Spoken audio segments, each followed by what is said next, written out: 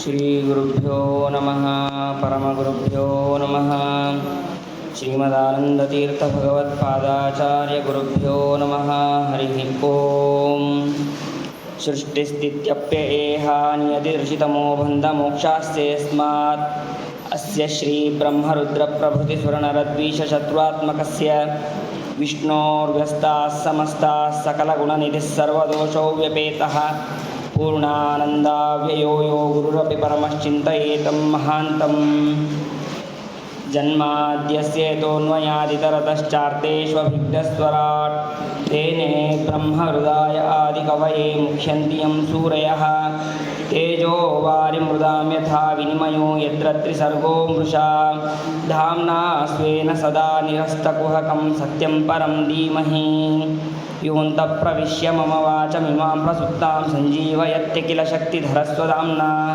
ಅನ್ಯಾಂಶ್ಚ ಹಸ್ತಚರಣಶ್ರವಣತ್ವಗಾದೀನ್ ಪ್ರಾಣಾನ್ ನಮೋ ಭಗವತೆ ಪುರುಷಾಯ ತುಭ್ಯಂ ಯಸ್ಯಾ ಕಟಾಕ್ಷಮಾತ್ರೇಣ ಬ್ರಹ್ಮರುದ್ರೇಂದ್ರಪೂರ್ವಕಾಃ ಸುರಾಃ ಸ್ವೀಯಪದಾನ್ಯಾಪುಃ ಸಾ ಲಕ್ಷ್ಮೀರ್ಮೇ ಪ್ರಸೀದತು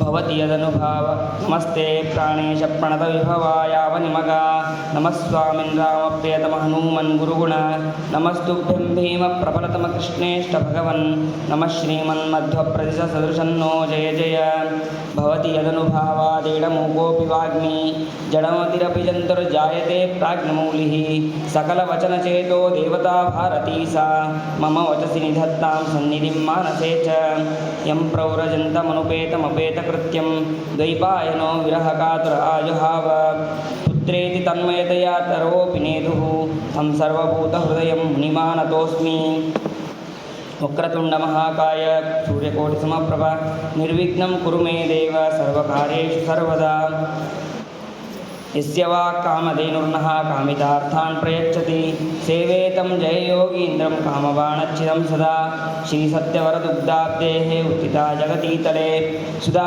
ಶ್ರೀಸತ್ಯಧರ್ಮಾಖ್ಯಾ ಪಾವಯೇ ಸ್ಮರತಃ ಸತಃ ಸತ್ಯಾಭಿಘ್ನಪರಾಬ್ಜೋತ್ಥಾನ್ ಪಂಚಾಶದ್ವರ್ಷಪೂಜಕಾನ್ ಸತ್ಯಪ್ರಮೋದತೀರ್ಥಾರ್ಯಾನ್ ನೌಮಿನ್ಯಾಯ ಸುಧಾರತಾನ್ ಶ್ರೀ ಸತ್ಯಾತ್ಮತೀರ್ಥಸ್ವಾಮಿ ಶ್ರೀಪಾದಗುರುಭ್ಯೋ ನಮಃ ಶ್ರೀ ಗುತ್ತಲಾಚಾರ್ಯಗುರುಭ್ಯೋ ನಮಃ ಹರಿ ಓಂ.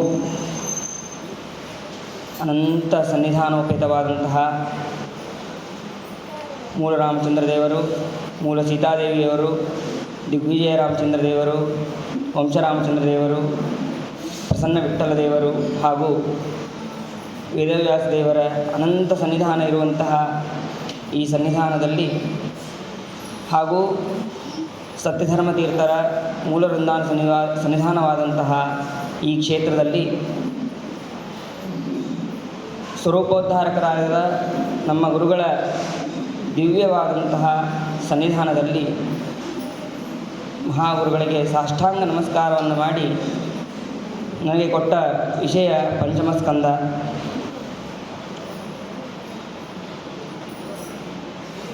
ಈ ಪಂಚಮಸ್ಕಂದದ ಯಥಾಮತಿಯಾಗಿ ಅನುವಾದವನ್ನು ಮಾಡುವ ಪ್ರಯತ್ನವನ್ನು ಮಾಡ್ತೇನೆ. ಹಿಂದೆ ಚತುರ್ಥ ಸ್ಕಂದದಲ್ಲಿ ಉತ್ಥಾನಪಾದನ ವಂಶವನ್ನು ವಿಸ್ತಾರವಾಗಿ ತಿಳಿಸಿ ಮುಂದೆ ಆ ಸ್ವಯಂಭೂಮನುವಿನ ಇನ್ನೊಬ್ಬ ಮಗನಾದಂತಹ ಪ್ರಿಯವ್ರತ ರಾಜ ಅವನ ಚರಿತ್ರೆಯನ್ನು ಈ ಪಂಚಮಸ್ಕಂದದಲ್ಲಿ ಪ್ರಾರಂಭ ಮಾಡ್ತಾರೆ. ಪರೀಕ್ಷಿತ ರಾಜರು ಪ್ರಶ್ನೆ ಮಾಡ್ತಾರೆ, ಪ್ರಿಯವ್ರತೋ ಭಾಗವತೋ ಆತ್ಮರಾಮ ಕಥಂ ಮುನೆ ಗೃಹೇ ರಮತ ಯನ್ಮೂಲಃ ಕರ್ಮಬಂಧ ಪರಾವವಃ. ಪರೀಕ್ಷಿತ ರಾಜರು ಶುಕಾಚಾರ್ಯರಿಗೆ ಪ್ರಶ್ನೆ ಮಾಡ್ತಾರೆ. ಏನಂದರೆ, ಸ್ವಾಮಿ, ನಾವು ಕೇಳಿದ್ದೇನು ಅಂತಂದರೆ ಪ್ರಿಯವ್ರತ ರಾಜ ಮಹಾವೈರಾಗ್ಯಶಾಲಿ. ಅಂತಹ ವೈರಾಗ್ಯವುಳ್ಳಂತಹ ವ್ಯಕ್ತಿ ಹೇಗೆ ರಾಜ್ಯವನ್ನು ಆಳಿದ? ವೈರಾಗ್ಯ ಇದ್ದರೆ ಮತ್ತೆ ಸಂಸಾರದಲ್ಲಿ ಬರೋದು ಕಷ್ಟ. ಅಂತಹ ವ್ಯಕ್ತಿ ಸಂಸಾರಕ್ಕೆ ಬಂದು ರಾಜ್ಯವನ್ನು ಹೇಗೆ ಆಳಿದ? ಅದನ್ನು ನನಗೆ ವಿಸ್ತಾರವಾಗಿ ತಿಳಿಸಿರಿ ಅಂತ ಹೇಳಿದಾಗ ಅದಕ್ಕೆ ಶುಕಾಚಾರ್ಯರು ಹೇಳ್ತಾರೆ, ಭಾಡಮುಕ್ತಂ ಭಗವತ ಉತ್ತಮ ಶ್ಲೋಕಸ್ಯ ಶ್ರೀಮಚ್ಚರಣಾರವಿಂದ ಮಕರಂದರಸ ಆದಿತಃ ಆವೇಶಿತ ಚೇತಸೋ ಭಾಗವತ ಪರಮಹಂಸ ಪಾರಮಹ ಪರಮಹಂಸ್ಯ ದಯಿತಃ ಕಥಂಚಿದ ಅಂತರಾಯ ವಿಹತಾಂ ಸ್ವಾಂ ಶಿವತಮಾಂ ಪದವೀಂ ನ ಪ್ರಾಯೇಣ ಹಿ ಹಿನ್ವನ್. ನೀ ಹೇಳಿದ್ದು ಸರಿ, ಅವನಿಗೆ ವೈರಾಗ್ಯ ಇದ್ದಿದ್ದು ನಿಜ. ಆದರೆ ಅದೇ ಸಮಯಕ್ಕೆ ನಾರದರಿಂದ ಉಪದೇಶನಾಗಿರ್ತಾನೆ ಅವನು, ಪ್ರಿಯವ್ರತ ರಾಜ. ಸ್ವಯಂಭವನು ಬಂದು ಅಲ್ಲಿ ಹೇಳ್ತಾನೆ, ನೋಡಪ್ಪ, ನೀನು ರಾಜ್ಯವನ್ನು ಮುಂದೆ ನಡೆಸ್ಕೊಂಡು ಹೋಗಬೇಕು ಅಂತ ಆ ಪ್ರಿಯವ್ರತ ರಾಜನಿಗೆ ಹೇಳಿದಾಗ, ಇಲ್ಲ, ನಾನು ನಾರದರಂತೆ ನಾನು ತಪಸ್ಸನ್ನು ಮಾಡ್ತೇನೆ, ವನಕ್ಕೆ ಹೋಗಿ ತಪಸ್ಸನ್ನು ಮಾಡ್ತೇನೆ, ನನಗೆ ಈ ರಾಜ್ಯಭಾರ ಅವೆಲ್ಲ ನನಗೆ ಸರಿ ಆಗೋದಿಲ್ಲ, ನಾನು ಮಾಡೋದಿಲ್ಲ ಅಂತ ಹೇಳ್ತಾನೆ. ಆವಾಗ ಅಲ್ಲಿ ಬ್ರಹ್ಮದೇವರು ಪ್ರತ್ಯಕ್ಷರಾಗ್ತಾರೆ. ತಂದೆಯ ತಂದೆ ತಾತ ಅವರು, ಆ ಬ್ರಹ್ಮದೇವರು ಅಲ್ಲಿ ಪ್ರತ್ಯಕ್ಷರಾಗಿ ಹೇಳ್ತಾರೆ, ನೀನು ರಾಜ್ಯಭಾರ ಆಳೋದಿಲ್ಲ, ನಾನು ವನಕ್ಕೆ ಹೋಗ್ತೀನಿ ಅಂತ ಹೇಳಿದ್ರೆ, ಅದು ಬ್ರಹ್ಮದೇವರು ಹೇಳ್ತಾರೆ, ನನಗೇನು ಕೆಲಸ ಇಲ್ವಾ, ನಾನು ತಪಸ್ಸು ಮಾಡಬೇಕು, 4 ಮುಖ ಇದೆ ನನಗೆ, ಭಗವಂತನ ಧ್ಯಾನ ಮಾಡಬೇಕು ಅಂತನೋ ನನಗೂ ಬಹಳ ಇದೆ. ಆದರೆ ಭಗವಂತನ ಆಜ್ಞೆಯಂತೆ ನಾನು ಕೂಡ ಇಲ್ಲಿ ಸೃಷ್ಟಿಯಾದಿಗಳನ್ನು ಮಾಡ್ತಾ ಇದ್ದೇನೆ, ಹಾಗೆ ನೀನು ಕೂಡ ಮಾಡಬೇಕು. ನಾವೆಲ್ಲರೂ ಕೂಡ ಭಗವಂತನ ಅಧೀನದಲ್ಲಿ ನಾವಿದ್ದೇವೆ. ಯಾವ ರೀತಿಯಾಗಿ ಒಂದು ಎತ್ತಿಗೆ ಮೂಗಿನ ದಾಣ ಹಾಕಿರ್ತಾರೆ, ಅದು ಯಾರು ಎತ್ತನ್ನು ನೋಡ್ಕೊಳ್ತಾ ಇರ್ತಾರೋ ಅವನ ಕೈಯಲ್ಲಿ ಇರುತ್ತೆ ಆಧಾರ, ಆ ಹಗ್ಗ. ಹಾಗೆ ನಾವೆಲ್ಲರೂ ಕೂಡ ಭಗವಂತನ ಕೈಯಲ್ಲಿ ನಾವಿದ್ದೇವೆ. ಭಗವಂತನ ಮಾತು ಏನಿದೆಯೋ ಅದನ್ನು ನಾವು ಅನುಸರಣೆ ಮಾಡಬೇಕು. ಯದ್ವಾಚಿತಂತ್ಯಾಂ ಗುಣಕರ್ಮನಾಭಿ ಸ್ವದಾಮಭಿರ್ವತ್ಸ ವಯಂ ಸುಯೋಜಿತಾ ಸರ್ವೇ ವಹಾಮೋ ಬಲಿಮೀಶ್ವರಾಯ ಪ್ರೋತಾನಸೀವ ದ್ವಿಪದೇ ಚತುಷ್ಪದಃ. ಹೀಗಾಗಿ ನಾವು ಭಗವಂತ ಹೇಳಿದಂತಹ ಮಾತುಗಳನ್ನು ನಾವು ಶಿರಸ ಪಾಲಿಸಬೇಕು. ಏನು ಇದು, ನಾನು ವನಕ್ಕೆ ಹೋದರೆ ನಾನು ಭಾರಿ ತಪಸ್ಸು ಮಾಡ್ತೀನಿ, ನನಗೆ ಭಾರಿ ವೈರಾಗ್ಯ ಇದೆ ಅಂತಂದರೆ ಅದಕ್ಕೊಂದು ಮಾತು ಹೇಳ್ತಾರೆ, ಭಯಂ ಪ್ರಮತ್ತಸ್ಯ ವನೇಶ್ವಪಿ ಸ್ಯಾತ್ ಯಥೋ ವಸಂತೆ ಸಹಷಟ್ ಸಪತ್ನಾಃ ಜಿತೇಂದ್ರಿಯಸ್ಯಾತ್ಮರತೆ ಬುಧಸ್ಯ ಗೃಹಾಶ್ರಮಕ್ಕಿನ್ನು ಕರೋತ್ಯವದ್ಯಂ. ಯಾರು ಅರಿಷಡ್ವರ್ಗಗಳನ್ನು ಗೆದ್ದಿರ್ತಾರೋ, ಯಾರು ಜಿತೇಂದ್ರಿಯರಾಗಿರ್ತಾರೋ ಅವರು ಗೃಹಸ್ಥಾಶ್ರಮದಲ್ಲಿ ಇದ್ದರೂ ಕೂಡ ಭಗವಂತನ ಧ್ಯಾನವನ್ನು ವಿಶೇಷವಾಗಿ ಮಾಡಬಹುದು. ಜಿತೇಂದ್ರಿಯರು ಹಾಗೇ ಇಲ್ಲ ಅಂತಂದರೆ ಅವರು ವನಕ್ಕೆ ಹೋಗಿಯೂ ಕೂಡ ಯಾವ ಉಪಯೋಗ ಇಲ್ಲ.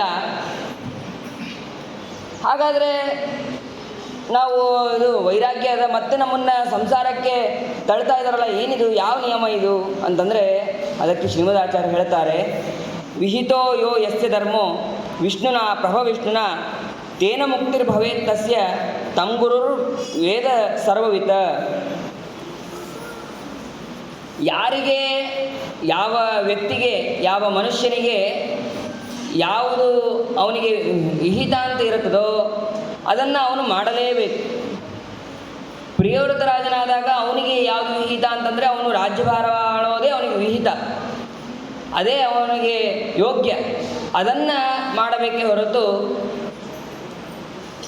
ನಾವು ಮತ್ತೆ ವನಕ್ಕೆ ಹೋಗಿ ನಾನು ಭಗವಂತನ ಧ್ಯಾನವನ್ನು ಮಾಡ್ತೇನೆ ಅಂತ ಅದನ್ನು ಕೂಡ ಮಾಡಬೇಕು. ಆದರೆ ಮೊದಲಿಗೆ ಈ ರಾಜ್ಯಭಾರವನ್ನು ಮಾಡಿ ಆಮೇಲೆ ಅವನು ಮುಂದೆ ಹೋಗೋದನ್ನು ಕೇಳ್ತೇವೆ. ಸರಿ, ಹಾಗಾದರೆ ಬ್ರಹ್ಮದೇವರು ಹೇಳಿದ ಮೇಲೆ ಎರಡನೇ ಮಾತನ್ನೇ ಆಡದೆ ಅವನು ಇತಿ ಸಮವಿಹಿತೋ ಮಹಾಭಾಗವತೋ ಭಗವತಸ್ತ್ರಿಭುವನ ಗುರೋ ಅನುಶಾಸನಮಾತ್ಮಾನಃ ಲಘುತಯ ಅವನತ ಶಿರೋಧರೋ ಭಾಡಮಿತಿ ಸಬಹು ಮಾನವಾಹ.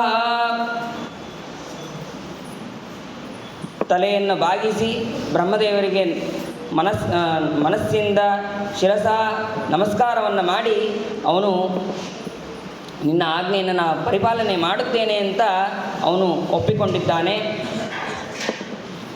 ಅದಾದ ಮೇಲೆ ಸ್ವಯಂಭೂಮನು ಹಾಗೂ ಬ್ರಹ್ಮದೇವರು, ಸ್ವಯಂಭೂಮನು ಅವನು ಅಲ್ಲಿಂದ ಹೊರಡುತ್ತಾನೆ. ಬ್ರಹ್ಮದೇವರು ನೋಡುತ್ತಿರುವಾಗಲೇ ಅವರು ಅಲ್ಲಿ ಅದೃಶ್ಯರಾಗ್ತಾರೆ.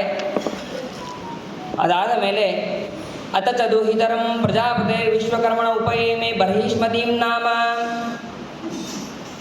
ಪ್ರಜಾಪತಿ ಆದಂತಹ ವಿಶ್ವಕರ್ಮ ಅವನ ಮಗಳಾದಂತಹ ಬರ್ಹಿಷ್ಮತಿ ಅಂತನ್ನುವಂತಹ ಹೆಸರನ್ನ ಕನ್ಯೆಯನ್ನು ಅವನು ಮದುವೆ ಆಗ್ತಾನೆ ಪ್ರಿಯವ್ರತ ರಾಜ. ಅವರಲ್ಲಿ ಆ ಬರ್ಹಿಷ್ಮತಿಯಲ್ಲಿ 10 ಜನ ಗಂಡು ಮಕ್ಕಳಾಗಿದ್ದಾರೆ, ಒಬ್ಬಳು ಹೆಣ್ಣು ಮಗಳಾಗಿದ್ದಾಳೆ. ಆಗ್ನೇಂದ್ರ ಇದ್ಮಜಿಹ್ವ ಯಜ್ವಿಬಾಹು ಮಹಾವೀರ ಹಿರಣ್ಯರೇತ ಧೃತಪುಷ್ಟ ಸವನ ಮೇಧಾತಿಥಿ ವೀತಿಹೋತ್ರ ಕವಿ ಅಂತ ಈ ರೀತಿಯಾಗಿ 10 ಜನ ಗಂಡು ಮಕ್ಕಳಾಗಿದ್ದಾರೆ. ಊರ್ಜಸ್ವತಿ ಅಂತನ್ನುವಂತಹ ಕೊನೆಯದಾಗಿ ಒಬ್ಬ ಹೆಣ್ಣು ಮಗಳು ಕೂಡ ಆಗಿದ್ದಾಳೆ. ಅದರಲ್ಲಿ ಕವಿ, ಮಹಾವೀರ, ಸವನ ಅಂತನ್ನುವಂತಹ 3 ಜನ ಅವರು ಸನ್ಯಾಸಾಶ್ರಮವನ್ನು ಸ್ವೀಕಾರ ಮಾಡಿದ್ದಾರೆ. ಅದಾದ ಮೇಲೆ ಮತ್ತೆ ಅನ್ಯಸ್ಯಾಮಪಿ ಭಾರ್ಯಾಯಾಂ ತ್ರೇ ಪುತ್ರ ಆಸನ್ ಉತ್ತಮ ತಾಪಸ ರೈವತ ಇತಿ ಮನ್ವಂತರಾಧಿಪತಯ. ಇನ್ನೊಬ್ಬ ಹೆಂಡತಿಯಲ್ಲೂ ಕೂಡ 3 ಜನ ಮಕ್ಕಳಾಗಿದ್ದಾರೆ, ಉತ್ತಮ, ತಾಪಸ, ರೈವತ ಅಂತ. ಇವರು ಮುಂದೆ ಮನ್ವಂತರಾಧಿಪತಿಗಳಾಗ್ತಾರೆ. ಆ ಪ್ರಿಯವ್ರತ ರಾಜ ಒಂದು ಸಲ ವಿಚಾರವನ್ನು ಮಾಡ್ತಾ ಇರ್ತಾನೆ. ವಿಚಾರವನ್ನು ಮಾಡಿದಾಗ ಸಾಯಂಕಾಲ ಆಗ್ತದೆ. ಸಾಯಂಕಾಲ ಆದ ತಕ್ಷಣ ಕತ್ತಲಾಗೋದು ಸಹಜ. ಹಾಗೆ ಅಲ್ಲಿ ಕತ್ತಲಾಗಿದೆ. ಕತ್ತಲಾದ ತಕ್ಷಣ ಇದೇನಿದು, ಯಾಕೆ ಕತ್ತಲಾಗ್ತಾ ಇದೆ ಅಂತ ವಿಚಾರ ಮಾಡಿ ಅವನು ತನ್ನ ತೇಜೋಮಯವಾದಂತಹ ರಥದಿಂದ ಸೂರ್ಯ ಸುತ್ತಿದಂತೆ ಅವನು ಕೂಡ ಸುತ್ತುತ್ತಾ ಇದ್ದಾನೆ. ಸೂರ್ಯ ಪಶ್ಚಿಮ ದಿಕ್ಕಲ್ಲಿದ್ದರೆ ಅವನು ಪೂರ್ವ ದಿಕ್ಕಲ್ಲಿ, ಸೂರ್ಯ ಪೂರ್ವ ದಿಕ್ಕಲ್ಲಿದ್ದರೆ ಅವನು ಪಶ್ಚಿಮ ದಿಕ್ಕಲ್ಲಿ. ಹೀಗೆ 7 ಬಾರಿ ಅವನು ಸಂಚಾರವನ್ನು ಮಾಡ್ತಾನೆ ರಥದಲ್ಲಿ. ಸಮಜವೇನ ರಥೇನ ಜ್ಯೋತಿರ್ಮಯೇನ ರಜನೀಮಪಿ ದಿನಂ ಕರಿಷ್ಯಾಮೀತಿ ಸಪ್ತಕೃತ್ವ ಸರಣಿರ್ಮನುಪರ್ಯಕ್ರಮನ್ ದ್ವಿತೀಯ ಇವ ಪತಂಗ. 2ನೇ ಸೂರ್ಯನಂತೆ ತೇಜೋಮಯವಾದಂತಹ ರಥದಿಂದ ಅವನು ರಾತ್ರಿಯನ್ನೂ ಕೂಡ ಹಗಲನ್ನಾಗಿ ಮಾಡುತ್ತೇನೆ ಅಂತನ್ನುವಂತಹ ಸಂಕಲ್ಪವನ್ನು ಮಾಡಿ ಅವನು ಅಲ್ಲಿ ಭೂಮಂಡಲಕ್ಕೆ ಪ್ರದಕ್ಷಿಣೆಯನ್ನು ಮಾಡಿದ್ದಾನೆ. ಏನು ಸಾಮರ್ಥ್ಯ! ಇದೆಲ್ಲವೂ ಕೇವಲ ಅಪರೋಕ್ಷ ಜ್ಞಾನದ ಮಹಿಮ. ಅದನ್ನು ಇಲ್ಲಿ ತಿಳ್ಕೋಬೇಕು. ಆ 7 ಬಾರಿ ಅವನು ಸುತ್ತಿದಾಗ ಏನೇನಾಯಿತು ಅಂತಂದರೆ, ಸಪ್ತ ಸಿಂಧವಾಹ ಆಸನ್ ಯಥೇವ ಕೃತ ಸಪ್ತ ಭೂದ್ವೀಪಾಹ ಜಂಬೂ ಪ್ಲಕ್ಷ ಶಾಲ್ಮಲಿ ಕುಶ ಕ್ರೌಂಚ ಶಾಖ ಪುಷ್ಕರ ಅಂತನ್ನುವಂತಹ ಈ ರೀತಿಯಾಗಿ 7 ಸಮುದ್ರಗಳು. ಅದೇ ರೀತಿಯಾಗಿ ಲವಣೋದ, ಸುರೋದ, ಇಕ್ಷುರಸೋದ, ಮೃತೋದ, ಕ್ಷೀರೋದ, ದಧಿಮಂಡೋದ, ಶುದ್ಧೋದ ಅಂತ ಈ ರೀತಿಯಾಗಿ 7 ಸಮುದ್ರಗಳು 7 ದ್ವೀಪಗಳು ಅಲ್ಲಿ ಆಗಿದೆ. ಈ 1ನೇ ದ್ವೀಪಕ್ಕೂ 2ನೇ ದ್ವೀಪಕ್ಕೂ ಸ್ವಲ್ಪ ಅಂದರೆ 1ನೇ ದ್ವೀಪ 1 ಲಕ್ಷ ಇದ್ದರೆ 2ನೇದು 2 ಲಕ್ಷ, ಹೀಗೆ ಕ್ರಮವಾಗಿ ದ್ವಿಗುಣ ಆಗ್ತಾ ಹೋಗುತ್ತೆ ಅಂತ ಇಲ್ಲಿ ತಿಳಿಸ್ತಾರೆ.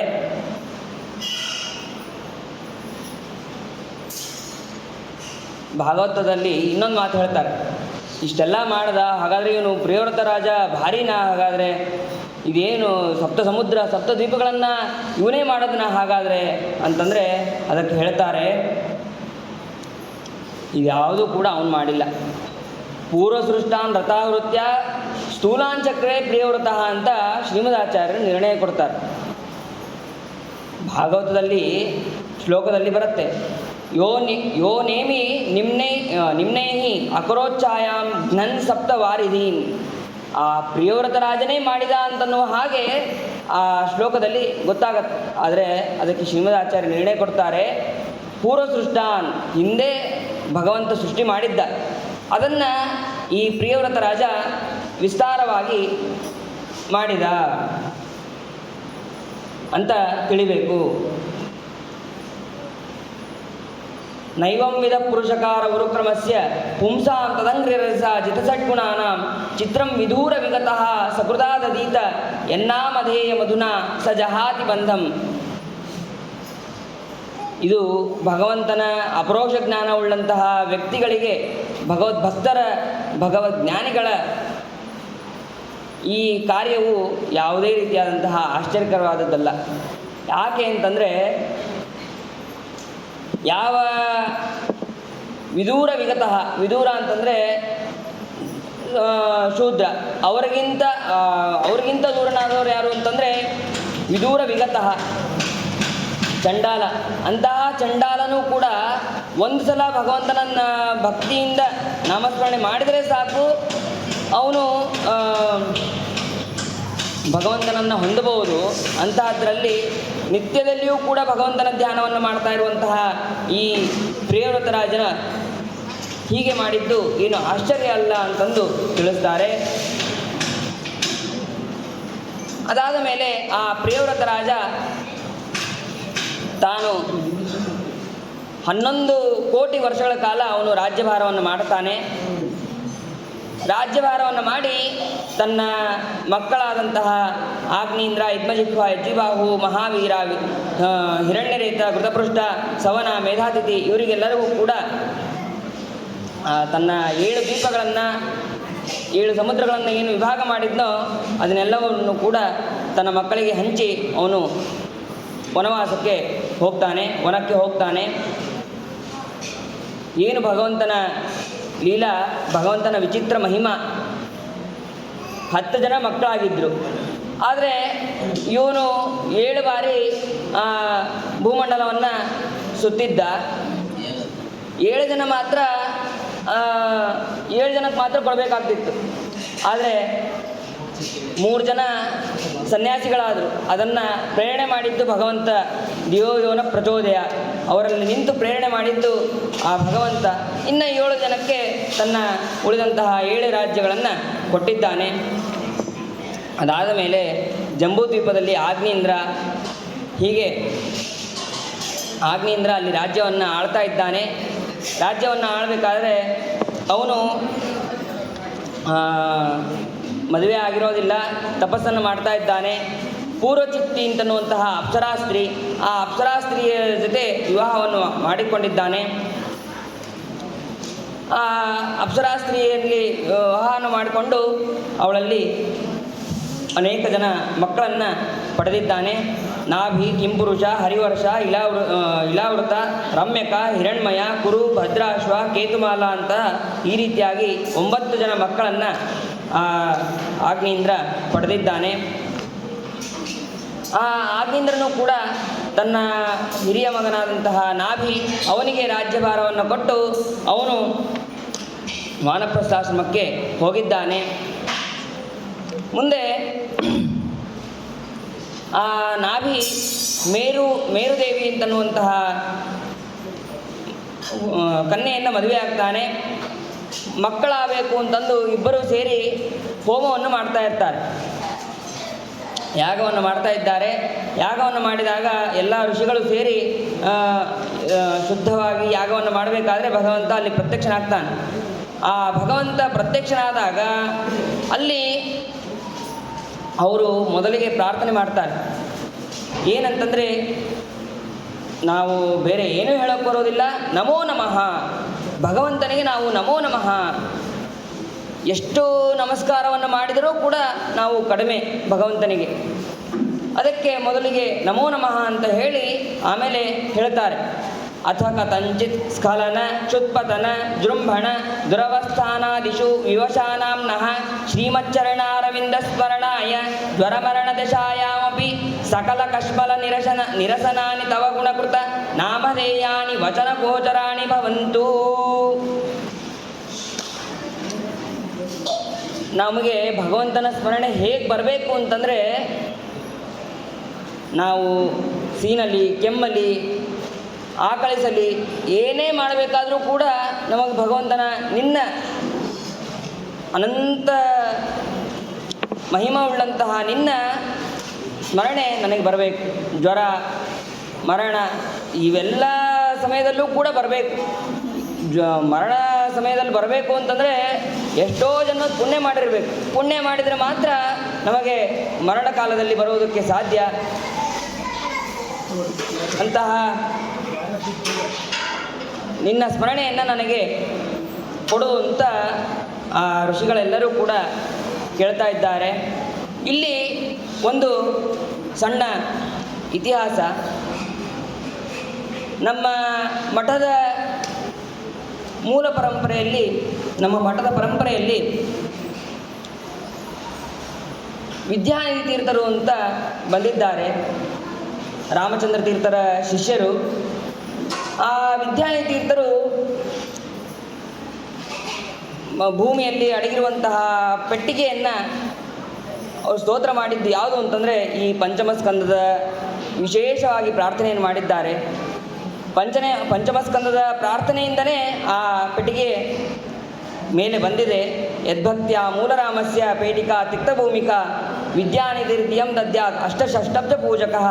ಈ ರೀತಿಯಾಗಿ ಅವರು ನಮಗೆ ರಾಮದೇವರನ್ನು ಮತ್ತೆ ದರ್ಶನ ಮಾಡುವ ಭಾಗ್ಯವನ್ನು ಕೂಡ ಅವರು ಕರುಣಿಸಿದ್ದಾರೆ.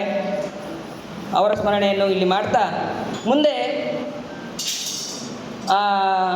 ಆ ಋಷಿಗಳು ಮತ್ತೆಂತ ಪ್ರಾರ್ಥನೆ ಮಾಡ್ತಾರೆ ಅಂತಂದರೆ, ಪ್ರಜಾಂ ಭವಾದೃಶೀಂ ಆಶಾಸಾನಃ ಈಶ್ವರಮಾಶಿಷಾಂ, ನಿನಗೆ ಸಮಾನನಾದಂತಹ ಪುತ್ರನನ್ನು ನನಗೆ ಕೊಡಬೇಕು ನೀನು ಅಂತ ಈ ರಾಜನಿಗೆ, ನಾಭಿರಾಜನಿಗೆ ಕೊಡಬೇಕು ಅಂತ ಕೇಳ್ತಾರೆ. ಅದಕ್ಕೆ ಭಗವಂತ ಅಂದ, ನನಗೆ ಸಮಾನನಾದವರು ಯಾರೂ ಇಲ್ಲ, ನಾ ಹೆಂಗೆ ಕೊಡಲಿ? ನನಗೆ ಕೊಡೋಕ್ಕಾಗೋದಿಲ್ಲ ಅಂತ ಹೇಳೋಕ್ಕಾಗಲ್ಲ. ಯಾಕೆ ಅಂತಂದರೆ ಬ್ರಹ್ಮವಾದೋ ನಮೃಷಾ ಭವಿತುಮರ್ಹತಿ ಮಮೈವಹಿ ಮುಖಂ ಯದ್ ದ್ವಿಜದೇವ ಕುಲಂ. ಬ್ರಾಹ್ಮಣರು ಅಂತಂದರೆ ಅವರು ನನ್ನ ಮುಖದಿಂದಲೇ ಬಂದವರು. ಅವರು ಅಂತಹ ಬ್ರಾಹ್ಮಣರ ಮಾತನ್ನು ನಾನು ಸುಳ್ಳು ಮಾಡೋದಕ್ಕೆ ನನಗೆ ಇಷ್ಟ ಇಲ್ಲ. ಹಾಗಾದರೆ ನನ್ನ ಸಮಾನನಾದವರು ಯಾರೂ ಇಲ್ಲ ಅಂತ ಹೇಳಿ ನಾನೇ ಹುಟ್ಟಿ ಬರುತ್ತೇನೆ ಅಂತ ಹೇಳಿ ಭಗವಂತ ಮೇರುದೇವಿ ಹಾಗೂ ನಾಭಿಯಲ್ಲಿ ಅವತಾರ ಮಾಡಿದ್ದಾನೆ.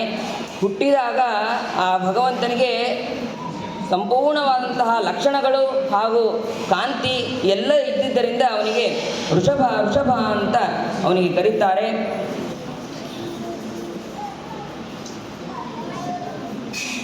ಅದಾದ ಮೇಲೆ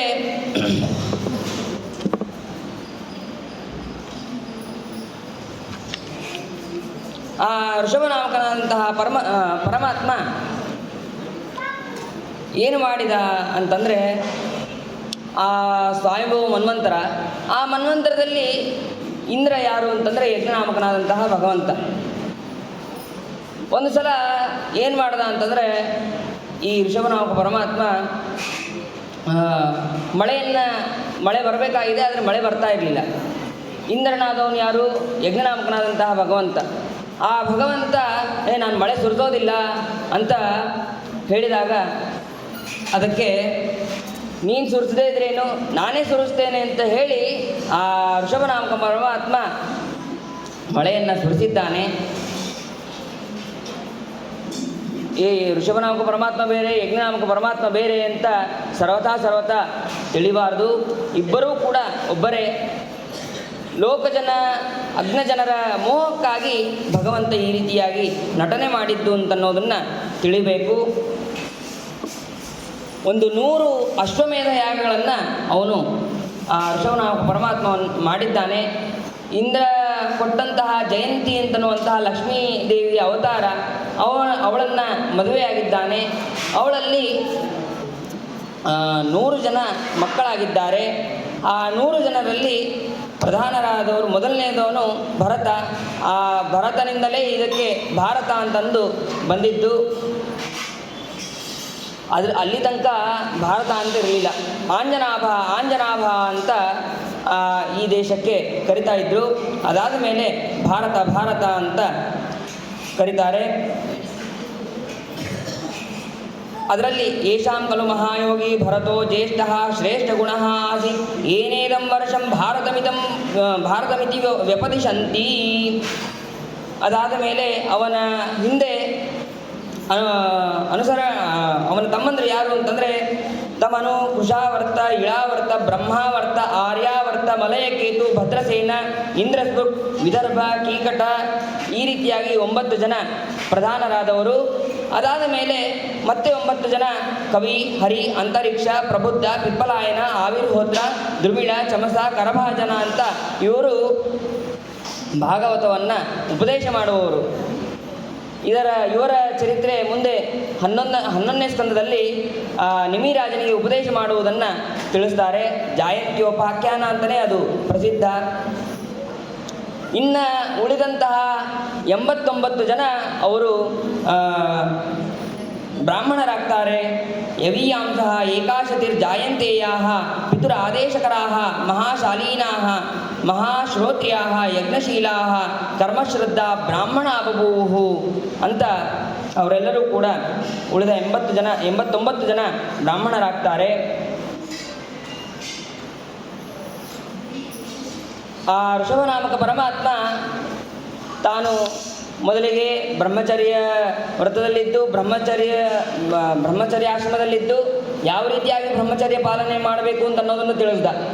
ಮತ್ತು ಗೃಹಸ್ಥಾಶ್ರಮದಲ್ಲಿ ಇದ್ದು ಯಾವ ರೀತಿಯಾಗಿ ಗೃಹಸ್ಥಾಶ್ರಮವನ್ನು ಪರಿಪಾಲನೆ ಮಾಡಬೇಕು ಅಂತ ಅನ್ನೋದನ್ನು ಆ ಋಷಭನಾಮಕ ಪರಮಾತ್ಮ ತಿಳಿಸ್ದ. ಅಷ್ಟೇ ಅಲ್ಲ, ತನ್ನ ಮಕ್ಕಳಿಗೆ ತಂದೆಯಾದವರನ್ನು ಉಪದೇಶ ಮಾಡಬೇಕು. ಯಾವ ರೀತಿಯಾಗಿ ಉಪದೇಶ ಮಾಡಬೇಕು ಅಂತಂದರೆ ಅದನ್ನು ಕೂಡ ತಿಳಿಸ್ತಾನೆ. ಬ್ರಹ್ಮಾವರ್ತ ಅಂತನ್ನುವಂತಹ ಒಂದು ದೇಶ, ಆ ದೇಶದಲ್ಲಿ ಎಲ್ಲ ತನ್ನ 100 ಜನ ಮಕ್ಕಳನ್ನು ಕೂಡ ಅಲ್ಲಿ ಕರೀತಾನೆ. ಕರೆದು ಮತ್ತು ಎಲ್ಲ ಋಷಿಗಳು ಕೂಡ ಇರ್ತಾರೆ. ಎಲ್ಲ ಋಷಿಗಳಿಗೆ ತನ್ನ ಮಕ್ಕಳಿಗೆ 100 ಜನ ಮಕ್ಕಳಿಗೆ ಉಪದೇಶವನ್ನು ಮಾಡ್ತಾನೆ. ನಾಯಂ ದೇಹೋ ದೇಹಭಾಜಾಂ ಲೋಕೆ ಕಸ್ತತ್ಕಾಮಾನರ್ಹತಿ ವಿಡ್ಭುಜಾಯೇ ತಪೋ ದಿವ್ಯಂ ಹ್ಯರ್ಹತ ಏನ ಸತ್ವಂ ಶುದ್ಧೇದ್ಯಸ್ಮಾತ್ ಬ್ರಹ್ಮಸುಖಂ ಹ್ಯನಂತಂ. ನೋಡ್ರಪ್ಪ ಮಕ್ಕಳ, ಈ ದೇಹ ನಿಮ್ಮದಲ್ಲ.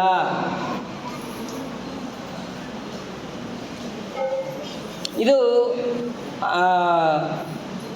ನಾನು ಕೊಟ್ಟಂತಹ ದೇಹ. ನಾನು ಅಂತಂದರೆ ಆ ಋಷಭನಾಮಕ ಪರಮಾತ್ಮ ಹೇಳ್ತಾ ಇದ್ದಾನೆ. ಇದು ಕೇವಲ ಹಾಗಾದರೆ ಎಲ್ಲ ತಂದೆಗಳು ನಾನು ಕೊಟ್ಟಂಥ ದೇಹ ಅಂತ ಹೇಳೋದಲ್ಲ. ಆ ಋಷಭನಾಮಕ ಪರಮಾತ್ಮ ಇದನ್ನು ಹೇಳೋದರಲ್ಲಿ ಒಂದು ಅರ್ಥ ಇದೆ. ಯಾಕೆ ಅಂತಂದರೆ ಎಲ್ಲ ಜೀವರಿಗೂ ಕೂಡ ಭಗವಂತನೇ ಅವನು ಕೊಡೋನು.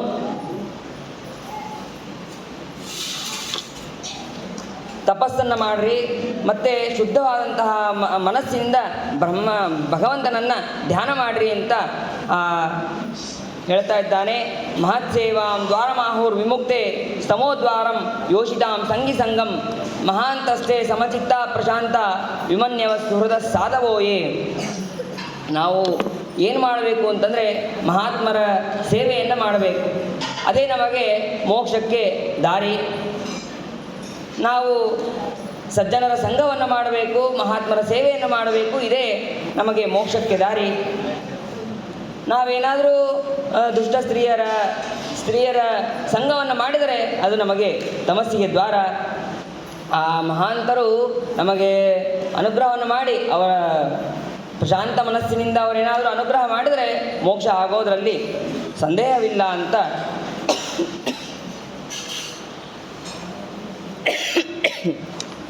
ತಿಳಿಸ್ತಾರೆ. ಅದಾದಮೇಲೆ ಮತ್ತೆ ಹೇಗೆ ಮಾಡಬೇಕು ಅಂತಂದರೆ ಹರೌ ಗುರೌ ಮೈ ಭಕ್ತ್ಯಾನುವೃತ್ಯ ವಿತೃಷ್ಣಯ ದ್ವಂದ್ವ ತುತೀಕ್ಷ್ಣಯ ಚ ಸರ್ವತ್ರ ಜಂತೋ ವ್ಯಸನಾವಗತ್ಯ ಜಿಜ್ಞಾಸೆಯ ತಪಸೇ ಹಾನಿವೃತ್ಯ ಮತ್ಕರ್ಮಭಿರ್ಮತ್ಕಥಯ ಚ ನಿತ್ಯಂ ಮತ್ಪಾದ ಸಂಗಾತ್ ಗುಣಕೀರ್ತನಾಮ್ನೇ. ಆ ಭಗವಂತನಲ್ಲಿ ವಿಶೇಷವಾದಂತಹ ಭಕ್ತಿಯನ್ನು ಮಾಡಬೇಕು. ಆಮೇಲೆ ಗುರುಗಳಲ್ಲಿ ಭಗವಂತ ಹೇಳ್ತಾ ಇದ್ದಾನೆ, ಮೈ ನನ್ನಲ್ಲಿ ಅಂದರೆ ತಂದೆಯಾದವನಲ್ಲಿ ಭಕ್ತಿಯನ್ನು ಮಾಡಬೇಕು ಅಂತ ಅನ್ನೋದು ಒಂದು. ಇನ್ನೊಂದೇನು ಅಂತಂದರೆ ನಾನು ಭಗವಂತ ನನ್ನಲ್ಲಿ ನೀವು ವಿಶೇಷವಾದಂತಹ ಭಕ್ತಿಯನ್ನು ನೀವು ಮಾಡಿರಿ ಅಂತ ಅನ್ನೋದನ್ನು ಭಗವಂತ ಹೇಳ್ತಾ ಇದ್ದಾನೆ.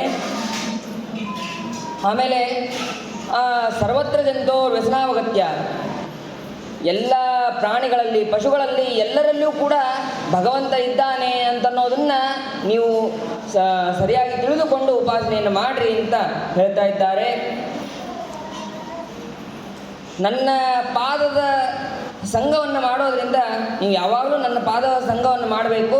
ಅದರಿಂದ ನನ್ನ ಕಥಾಶ್ರವಣವನ್ನು ಮಾಡಬೇಕು ಅಂತ ಈ ರೀತಿಯಾಗಿ ಭಗವಂತ ಉಪದೇಶ ಮಾಡ್ತಾ ಇದ್ದಾನೆ. ಯಾರು ಈ ರೀತಿಯಾಗಿ ಉಪದೇಶವನ್ನು ಮಾಡೋದಿಲ್ಲ ಅವರು ಗುರುಗಳೇ ಅಲ್ಲ, ತನ್ನ ಬಂಧು ಬಳಗಗಳೇ ಅಲ್ಲ ಅಂತ ಅದನ್ನು ಕೂಡ ಹೇಳ್ತಾನೆ. ಗುರುರ್ನ ಸ ಸ್ಯಾತ್ ಸ್ವಜನೋ ನ ಸ ಸ್ಯಾತ್ ಪಿತಾ ನ ಸ ಸ್ಯಾತ್ ಜನನೀ ನ ಸ ಸ್ಯಾತ್ ದೈವಂ ನ ತತ್ಸ್ಯಾನ್ ನ ಪತಿಷ್ಠ ಸ ಸ್ಯಾನ್ ನಮೋಚಯೇದ್ಯತ್ ಸಮುಪೇತ ಮೃತ್ಯುಂ. ಅಷ್ಟೇ ಅಲ್ಲ, ತಂದೆ ತಾಯಿಗಳು ಯಾರು ಉಪದೇಶ ಮಾಡೋದಿಲ್ಲ ಅವರು ಗುರುಗಳಲ್ಲ, ಬಂಧು ಬಳಗಗಳಲ್ಲ, ತಂದೆ ಅಲ್ಲ, ತಾಯಿ ಅಲ್ಲ, ಇಷ್ಟೇ ಹೇಳೋದಲ್ಲ. ನೀವು ಯಾವುದೇ ರೀತಿಯಾದಂತಹ ಬ್ರಾಹ್ಮಣರಿಗೆ ಅವಮಾನವಾಗಲಿ ಅಥವಾ ಅವರಿಗೆ ಪೀಡಿಸೋದಾಗಲಿ ಇದ್ಯಾವುದನ್ನು ಕೂಡ ಮಾಡಬಾರದು. ಎಲ್ಲ ಬ್ರಾಹ್ಮಣರಿಗೂ ಎಲ್ಲರಿಗೂ ಕೂಡ ಗೌರವವನ್ನು ನೀವು ಕೊಡಬೇಕು. ನ ಬ್ರಾಹ್ಮಣೇ ಸ್ಥುಲಯೇ ಭೂತಮನ್ಯತ್ ಪಶ್ಯಾಮಿ ವಿಪ್ರಾತ್ ಕಿಮತಃ ಪರಂನು ಯಸ್ಮಿನ್ ಋವಿ ಸುಹೃತಂ ಶ್ರದ್ಧೆಯಾಹಂ ಅಶ್ನಾಮಿ ಕಾಮಂ ನ ತಥಾಗ್ನಿಹೋತ್ರೆ. ಅಗ್ನಿಹೋತ್ರಾದಿಗಳನ್ನು ಮಾಡಬೇಕು. ಯಾರು ಅಗ್ನಿಹೋತ್ರಾದಿಗಳನ್ನು ಮಾಡ್ತಾ ಇರ್ತಾರೋ ಅವರಿಗೂ ಕೂಡ ನೀವು ಸಹಾಯವನ್ನು ಮಾಡಬೇಕು, ಅವರ ಸೇವೆಯನ್ನು ಮಾಡಬೇಕು. ಹೀಗೆ ಎಲ್ಲ ಬ್ರಾಹ್ಮಣರ ಸೇವೆಯನ್ನು ಮಾಡಬೇಕು ಅಂತ ತಿಳಿಸ್ತಾರೆ.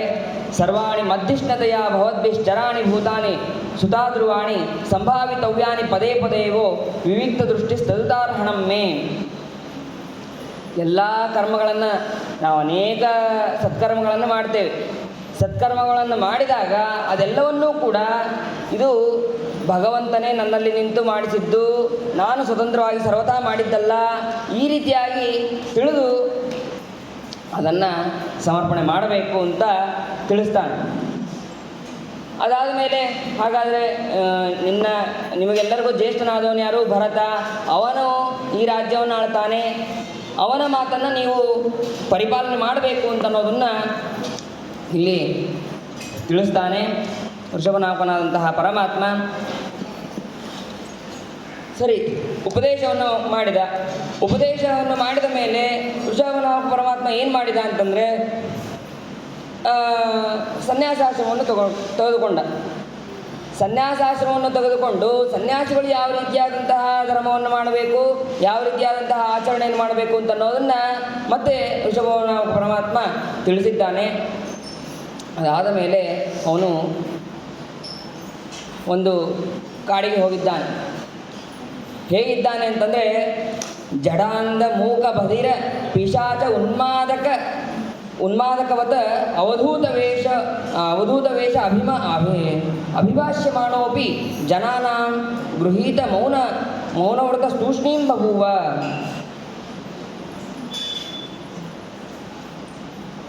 ಹೇಗಿದ್ದ ಅಂತಂದರೆ ಜಡ, ಅಂಧ, ಮೂಕ, ಮಾತಾಡೋದಿಲ್ಲ, ಯಾವುದೇ ರೀತಿಯಾದಂತಹ ಕರ್ಮಗಳನ್ನು ಮಾಡದೇ ಇರೋದು ಜಡ.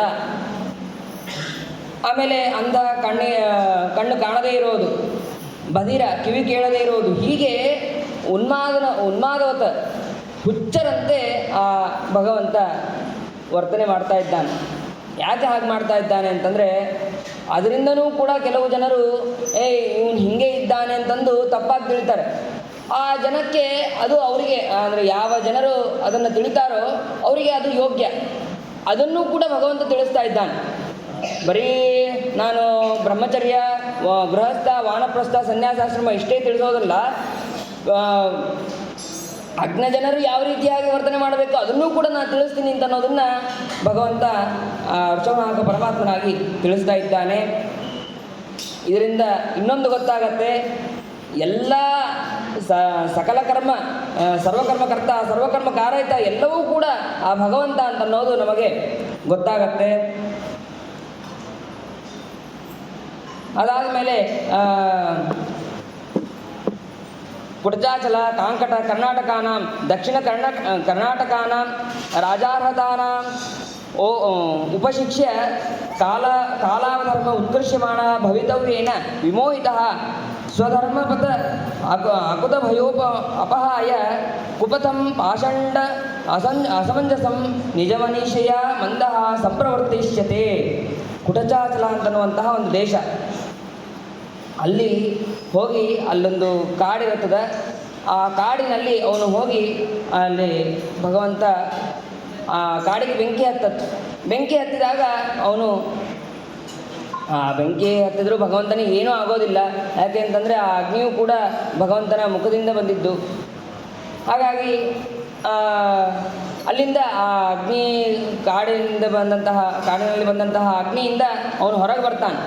ಹೊರಗೆ ಬಂದಾಗ ನಾನು ಹೊಸ ವ್ಯಕ್ತಿ, ಆ ಋಷಭನಾಗ ಪರಮಾತ್ಮ ಏನಾದ ಗೊತ್ತಿಲ್ಲ, ನಾನು ಹೊಸ ವ್ಯಕ್ತಿ.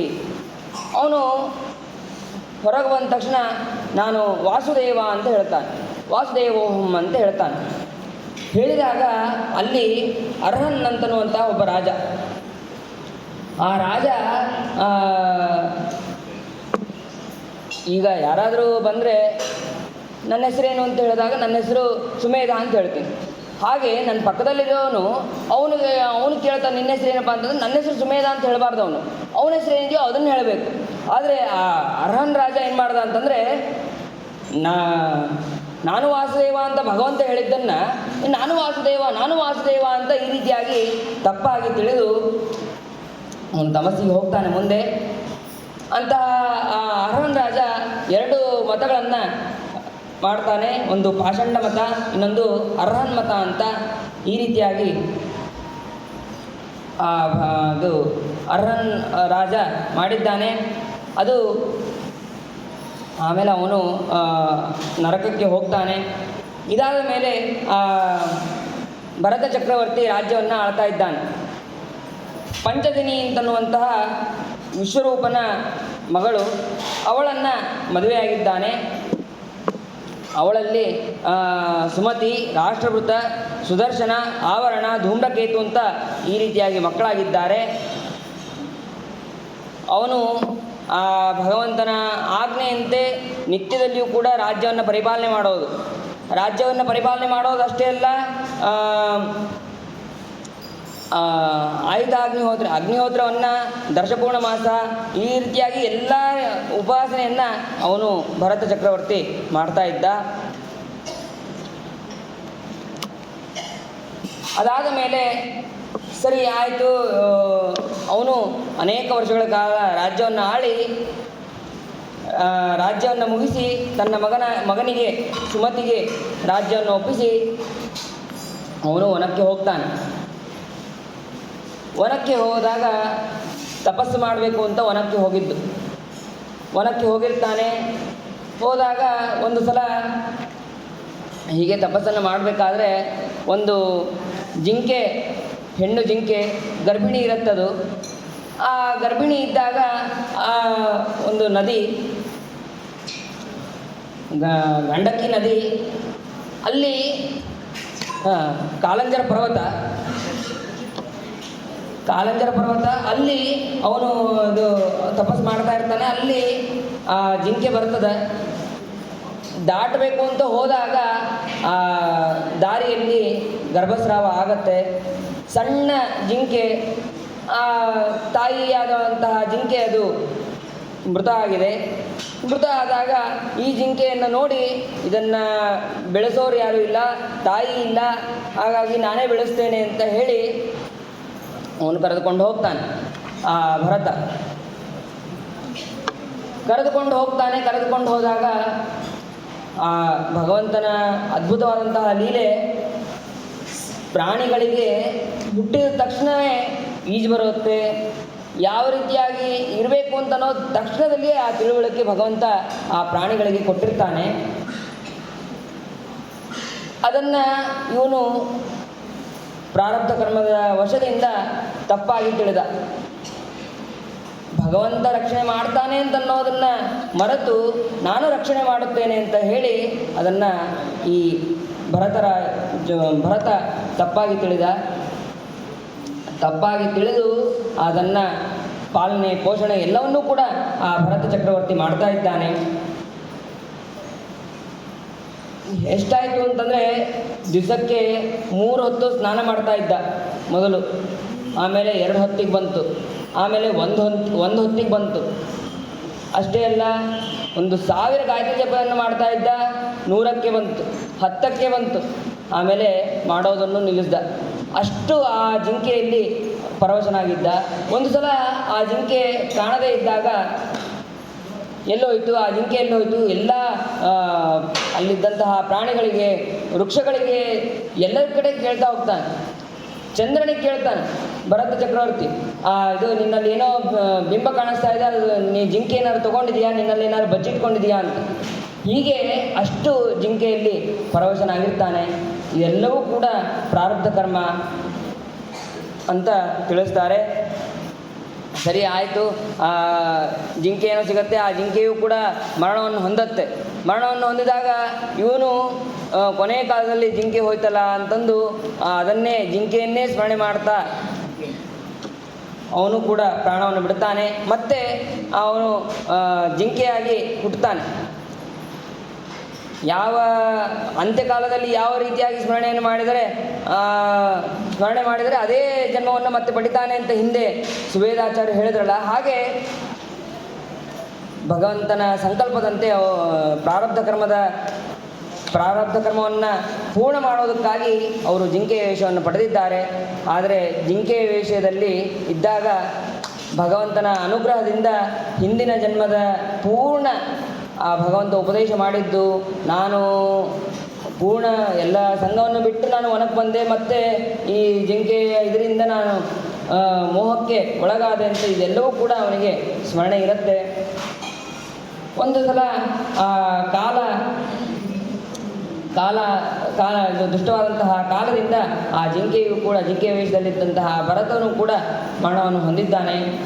ಅದಾದ ಮೇಲೆ ಒಬ್ಬ ಶ್ರೇಷ್ಠನಾದಂತಹ ಬ್ರಾಹ್ಮಣನ ಮನೆಯಲ್ಲಿ ಅವನು ಮತ್ತೆ ಹುಟ್ಟಿದ್ದಾನೆ. ಅಥ ಕಸ್ಯಚಿತ್ ದ್ವಿಜವರಸ್ಯ ಆಂಗಿರಸ ಪ್ರವರಸ್ಯ ಶಮದಮಸ್ತಪಃ ಅಧ್ಯಯನ ತ್ಯಾಗ ಸಂತೋಷ ತಿತಿಕ್ಷ ಪ್ರಶ್ರಯ ವಿದ್ಯಾನ್ ಅಸೂಯಾನ್ ಆತ್ಮಜ್ಞಾನಾನಂದ ಯುಕ್ತಸ್ಯ ಆತ್ಮಸದೃಶ ಶ್ರುತಶೀಲಾಚಾರ ರೂಪೌದಾರ್ಯ ಗುಣ ನವ ಸೌದಾರ್ಯಾಂಗಜಾ ಬಭೂವು. ಅಲ್ಲಿ ಆ ಅಂಗಿರಸ ಗೋತ್ರದಲ್ಲಿ ಒಬ್ಬ ಬ್ರಾಹ್ಮಣ, ಆ ಬ್ರಾಹ್ಮಣನಲ್ಲಿ ಇಬ್ಬರು ಹೆಂಡತಿಯರು. ಒಂದನೇ ಹೆಂಡತಿಗೆ 9 ಜನ ಮಕ್ಕಳಾದರೂ, ಎರಡನೇ ಹೆಂಡತಿಯಲ್ಲಿ ಇವನು ಹುಟ್ಟಿದ್ದಾನೆ. ಹುಟ್ಟಿದ್ದಾಗ ಅವನು ಹಿಂದಿನ ಜನ್ಮದ ಎಲ್ಲ ಸ್ಮರಣೆಯೂ ಕೂಡ ಅವನಿಗಿದೆ. ಜಿಂಕೆ ಆಗಿದ್ದು, ಅದರ ಹಿಂದೆ ವಿಶ್ವನಾಥ ಪರಮಾತ್ಮ ಉಪದೇಶ ಮಾಡಿದ್ದು ಎಲ್ಲವೂ ಕೂಡ ಜಡಭರತನಿಗೆ ಇದೆ. ತಂದೆಯಾದವನು ಉಪನಯನ ಅಂದರೆ ಹೀಗೆ ಒಂದೊಂದೇ ಸಂಸ್ಕಾರವನ್ನು ಮಾಡಿದ್ದಾನೆ. ಈ ಸಂಸ್ಕಾರ ಮಾಡಿದ್ರೆ ಸರಿ ಹೋಗ್ಬೋದು, ಈ ಸಂಸ್ಕಾರ ಮಾಡಿದ್ರೆ ಸರಿ ಹೋಗ್ಬೋದು. ಹೇಗಿದ್ದಾರೆ ಅಂತಂದರೆ, ಉಪನಯನವನ್ನು ಮಾಡಿದ್ರು, ಸಂಧ್ಯಾವಂದನ ಮಾಡಬೇಕು. ಸಂಧ್ಯಾವಂದನ ಮಾಡಬೇಕು ಅಂತಂದರೆ ಮುಂದೆ ಆಚಮನ ಮಾಡು, ಸರಿ ಆಚಮನ ಏನು ಮಾಡಬೇಕು ಗೊತ್ತಿಲ್ಲ. ಅಂದರೆ ಎಲ್ಲವನ್ನೂ ಕೂಡ ಅವರು ಮನಸ್ಸಿನಲ್ಲಿ ಮಾಡ್ತಾ ಇದ್ದಾರೆ, ಆದರೆ ಹೊರಗೆ ಯಾವುದೇ ರೀತಿಯಾದಂತಹ ಪ್ರದರ್ಶನವನ್ನು ಅವರು ಮಾಡ್ತಾ ಇಲ್ಲ. ಯಾಕೆ ಅಂತಂದರೆ, ಮತ್ತೆ ನನಗೆ ಎಲ್ಲ ಗೊತ್ತು ಅಂತ ಅನ್ನೋದೇನಾದರೂ ತಿಳಿಸಿದ್ರೆ ಮತ್ತೆ ನಾನು ಈ ಸಂಸಾರದಲ್ಲಿ ನಾನು ಬೀಳ್ತೇನೆ, ಅದನ್ನು ನಾನು ಬೀಳಬಾರ್ದಾಗಿದೆ ಅಂತ ಅನ್ನೋದನ್ನು, ಅದಕ್ಕೆ ಅವರು ಹಾಗೆ ಜಡಭರತರಂತೆ ಇದ್ದರು ಅಂತ ಅನ್ನೋದನ್ನು ತಿಳಿಬೇಕು. ಆ ತಂದೆಯಾದವನು ಸಮಾವರ್ತನೆ ಸಂಸ್ಕಾರ ತನಕ ಮಾಡಿದ. ಸಮಾವರ್ತನೆ ಸಂಸ್ಕಾರ ತನಕ ಮಾಡಿದ ಮೇಲೆ ಅಲ್ಲಿ ತನಕ ಅಲ್ಲ, ಮುಂದೂ ಹಾಗೇ ಇರ್ತಾರವರು. ಯಾವ ವಿಷಯದಲ್ಲಿ ಆಸಕ್ತರಾಗ್ತಾ ಇರಲಿಲ್ಲ, ಯಾವ ಪದಾರ್ಥದಲ್ಲಿ ಆಸಕ್ತರಾಗ್ತಾ ಇರಲಿಲ್ಲ. ಊಟ ಮಾಡು ಅಂತ ಮುಂದೆ ಏನಾದರೂ ಊಟಕ್ಕಿಟ್ಟರೆ ಏನು ಮಾಡಬೇಕು ಅಂತ ಕೇಳ್ತಾ ಇದ್ರು ಅವರು. ಏನಂದರೆ ಏನೂ ಮಾತಾಡ್ತಾ ಇರಲಿಲ್ಲ. ಅದನ್ನು ಊಟ ಮಾಡು, ಅದನ್ನು ತಗೊಂಡು ಬಾಯಿಗಿಟ್ಟರು ಅವರು ನುಂಗ್ತಾ ಇರಲಿಲ್ಲ, ಅಗಿತಾ ಇರಲಿಲ್ಲ. ಹೀಗೆ ಜಡಭರತರು ಹಾಗೆ ಜಡದಂತೆ ಇದ್ದರು ಅಂತ ತಿಳಿಸ್ತಾರೆ. ಸರಿ, ಇವನ ಅವಸ್ಥೆಯನ್ನು ನೋಡಿ ಅವನ ತಂದೆ ಬಹಳ ಸಾಕಾಗೋದ್ರು. ಇವನನ್ನು ನನ್ನ ಕೈಲಿ ಇನ್ನು ಸುಧಾರಿಸೋಕ್ಕಾಗಲ್ಲ ಅಂತಂದು ಅವನು ತಪಸ್ಸಿಗೆ ಹೋಗಿ ಅವನು ದೇಹತ್ಯಾಗವನ್ನು ಮಾಡಿದ್ದಾನೆ. ಅವನ ಜೊತೆಗೆ ಅವಳ ಒಂದೇ ಪತ್ನಿ ಅವಳು ಕೂಡ ಹೋಗಿದ್ದಾಳೆ. ಅದಾದ ಮೇಲೆ ಮಲತಾಯಿ ನೋಡ್ಕೋಬೇಕು. ಮಲತಾಯಿ ತಂಗಳ ಅನ್ನವನ್ನು ಹಾಕಬೇಕು, ಯಾವುದೋ ಒಂದು ಅನ್ನ ಹಾಕಬೇಕು. ಇವನು ತಿಂತಿದ್ನೋ ಬಿಡ್ತಿದ್ನೋ, ಇವನು ಎಲ್ಲಿದ್ದಾನೆ, ಏನು ಮಾಡ್ತಿದ್ದಾನೆ, ಯಾವುದನ್ನು ಕೂಡ ಅವಳು ತಾಯಿ ಆದವಳು ಮಲತಾಯಿ ಅದನ್ನು ಕೂಡ ವಿಚಾರ ಮಾಡ್ತಿರ್ಲಿಲ್ಲ. ಒಂದು ಸಲ ಹೀಗೆ ಒಂದು ವನದಲ್ಲಿ ಕೂತಾಗ ವೃಷಳಪತಿ ಅಂತ ಒಬ್ಬ ರಾಜ, ಆ ರಾಜ ಏನು ಮಾಡ್ತಾನೆ ಅಂತಂದರೆ ಭದ್ರಕಾಳಿಗೆ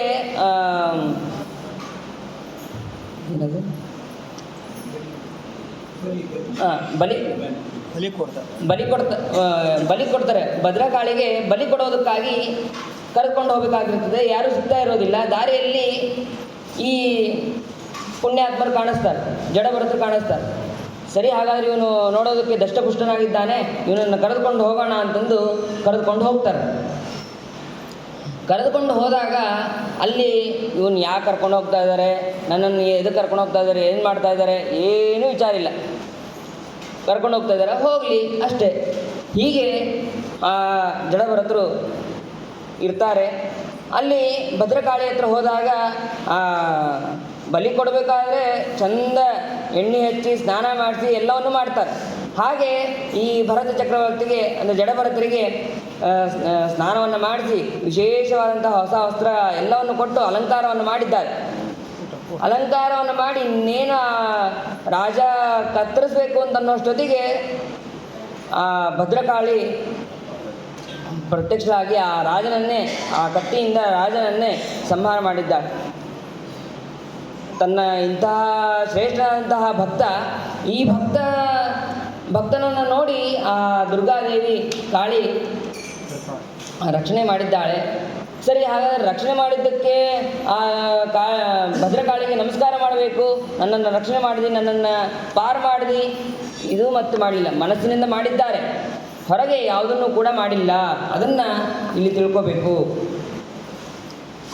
ಅದಾದ ಮೇಲೆ ಅಲ್ಲಿಂದ ಮತ್ತೆ ಹೊರಟಿದ್ದಾನೆ. ಹೋಗ್ತಾ ಇರಬೇಕಾದ್ರೆ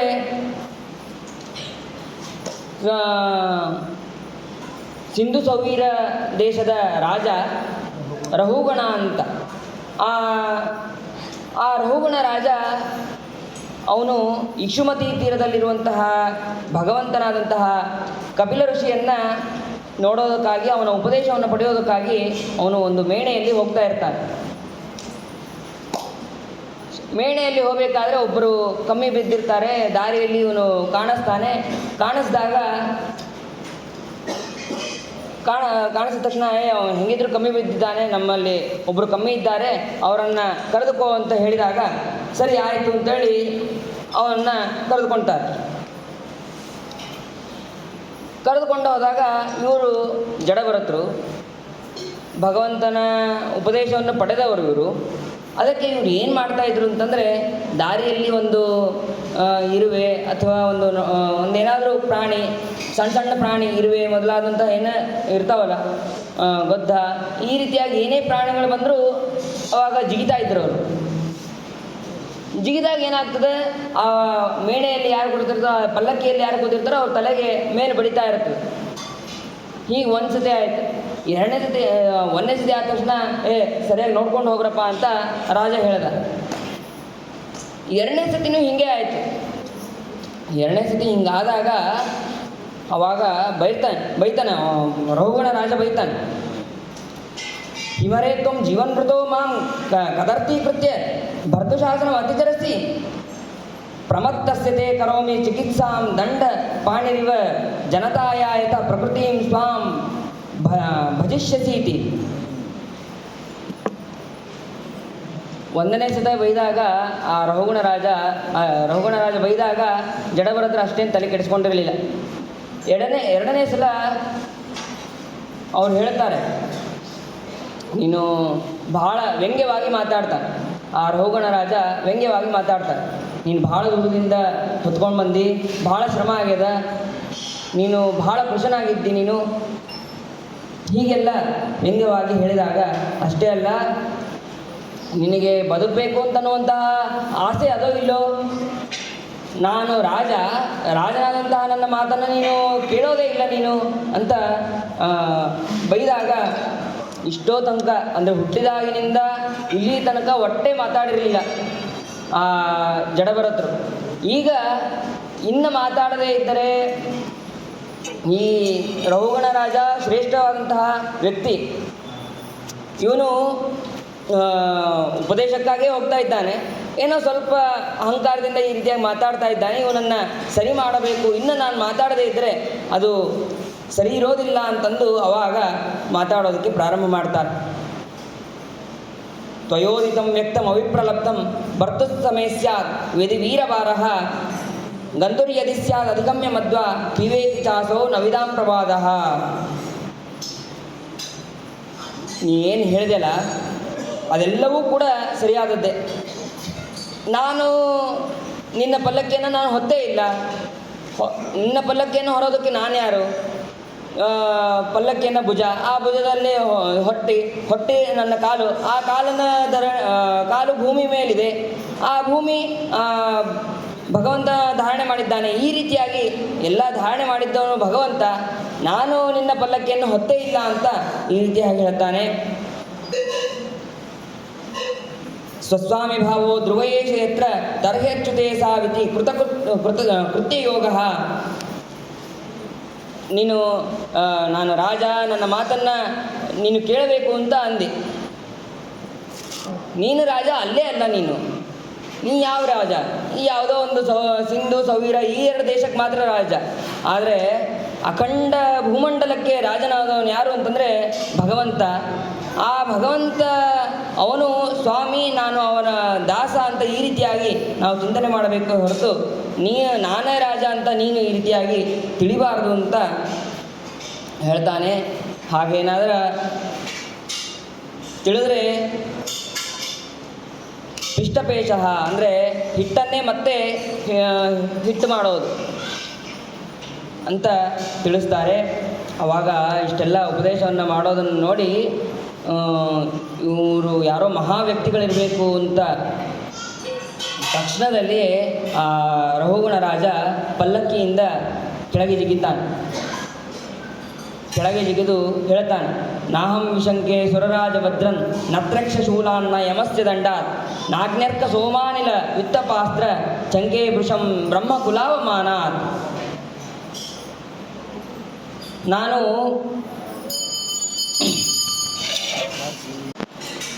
ಋಷಭನಾಮಕ ಪರಮಾತ್ಮನ ಮಗನಾಗಿ ಹುಟ್ಟಿದ್ದೆ. ಅಲ್ಲಿ ಆ ಋಷಭನಾಮಕ ಪರಮಾತ್ಮ ನಮಗೆ ಅನೇಕ ವಿಧವಾದಂತಹ ಉಪದೇಶವನ್ನು ಮಾಡಿದ್ದ. ಕಾರಣಾಂತರದಿಂದ ಪ್ರಾರಬ್ಧ ಕರ್ಮದಿಂದ ನನಗೆ ಮೃಗ ಸಂಬಂಧದಿಂದ ಮೃಗಜನ್ಮ ಬಂತು, ಮತ್ತು ಈಗ ಬ್ರಾಹ್ಮಣ ಜನ್ಮದಲ್ಲಿ ನಾನು ಇದ್ದೇನೆ ಅಂತ ತನ್ನ ಪೂರ್ವವೃತ್ತಾಂತವನ್ನು ತಿಳಿಸಿ ಮುಂದೆ ಭವಾಟವಿ ವರ್ಣನ ಅಂತ ಅದನ್ನು ಕೂಡ ಇಲ್ಲಿ ಸುಂದರವಾಗಿ ವರ್ಣನೆಯನ್ನು ಮಾಡ್ತಾರೆ.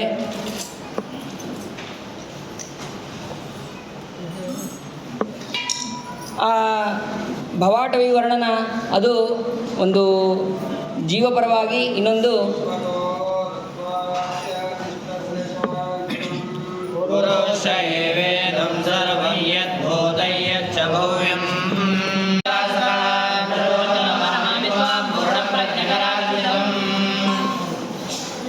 ಹೀಗೆ ಆ ಜಡಭರತರು ವಿಶೇಷವಾಗಿ ಭವಾಟವಿ ವರ್ಣನ ಅದು ಕೂಡ ಬಹಳ ಸುಂದರವಾಗಿದೆ, ಅದನ್ನು ಕೂಡ ಉಪದೇಶ ಮಾಡ್ತಾರೆ.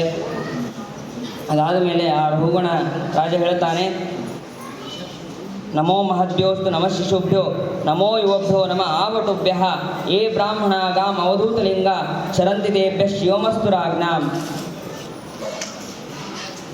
ಎಲ್ಲ ಯಾರಲ್ಲಿ ಭಗವಂತ ಯಾವ ರೀತಿಯಾಗಿ ಇರ್ತಾನೆ ಅಂತ ಅನ್ನೋದು ನಮಗೆ ಗೊತ್ತಾಗೋದಿಲ್ಲ. ನೋಡೋಕ್ಕೆ ಇವರು ಜಡಭರತರಂತೆ ಇದ್ದರು, ಆದರೆ ಇಂತಹ ಜಡಭರತರು ಭಗವಂತನ ವಿಶೇಷವಾದಂತಹ ಜ್ಞಾನವನ್ನು ನಮಗೆ ಮಾಡಿಸಿಕೊಟ್ರು. ಅದಕ್ಕೆ ಅವ್ರು ಹೇಳ್ತಾರೆ, ನಮೋ ಮಹದ್ಭ್ಯೋಸ್ತು ನಮೋ ಶಿಶುಭ್ಯೋ ನಮೋ ಯುವಭ್ಯೋ ನಮ ಆವಟುಭ್ಯ ಏ ಬ್ರಾಹ್ಮಣ ಗಾಮ್ ಅವಧೂತಲಿಂಗ ಶರಂತಿ ತೇಭ್ಯ ಶಿವಮಸ್ತು ರಾಜ್ಞಾಂ. ಆ ಎಲ್ಲ ಬ್ರಾಹ್ಮಣರ ಎಲ್ಲ ಮಹಜ್ಜನರ ಎಲ್ಲರ ಅನುಗ್ರಹವೂ ಕೂಡ ನನ್ನ ಮೇಲೆ ಇರಲಿ ಅಂತನ್ನೋದನ್ನು ರಾಜ ಹೇಳ್ತಾ ಇದ್ದಾನೆ. ಅದಾದ ಮೇಲೆ ಅಲ್ಲಿಂದ ಆ ಜಡಭರತರು ಕೂಡ ಅಲ್ಲಿಂದ ಹೋಗಿದ್ದಾರೆ. ಮುಂದೆ ಆ ಜಡಭರತನ ವಂಶದಲ್ಲಿ ಬಂದಂತಹ ಭರತ ಚಕ್ರವರ್ತಿಯ ವಂಶದಲ್ಲಿ ಬಂದಂತಹ ಸುಮತಿ ಅವನು ಅವಧೂತ ಧರ್ಮವನ್ನು ಅವನು ಅನುಸರಣೆ ಮಾಡ್ತಾನೆ. ಮುಂದೆ ಅದೇ ವಂಶದಲ್ಲಿ ದೇವಪಾದಿ, ದೇವದ್ಯುಮ್ನ, ಪರಮೇಷ್ಠಿ, ಪ್ರತಿಹರ್ತ, ಪ್ರಸ್ತೋತ, ಉದ್ಗಾತ, ಆಮೇಲೆ ಪ್ರತಿಹರ್ತ, ವ್ಯೋಮ, ಉದ್ಗೀತ, ಪ್ರಸ್ತೋತ, ವಿಭು, ಪೃಥುಯೇಣ, ನಕ್ತ, ಗಯ. ಈ ಗಯ ಭಗವಂತನ ವಿಶೇಷ ಆವೇಶದಿಂದ ಕೂಡಿದವನು ಅಂತ ನಮಗೆ ಇಲ್ಲಿ ಭಾಗವತ ತಾತ್ಪರ್ಯದಲ್ಲಿ ತಿಳಿಸ್ತಾರೆ. ಪ್ರಿಯವ್ರತೋ ಗಯಶ್ಚೈವ ಕರ್ಮದೇವ ಸಮೋಗುಣೈ ಅಂತ ಈ ರೀತಿಯಾಗಿ ತಿಳಿಸ್ತಾರೆ. ಆ ಗಯ ಮತ್ತು ಪ್ರಿಯವ್ರತ ಇವರೆಲ್ಲರೂ ಕೂಡ 19ನೇ ಕಕ್ಷದಲ್ಲಿ ಬರುತ್ತಾರೆ ಅಂತ ಅನ್ನೋದನ್ನು ಕೂಡ ನಾವು ಇಲ್ಲಿ ತಿಳಿಬೇಕು. ಅದಾದ ಮೇಲೆ ಮುಂದೆ ಆ ಗಯ ಅವನಿಂದ ಮುಂದೆ ಆ ರಾಜ್ಯ ಮುಂದೆ ನಡೆಯುತ್ತೆ.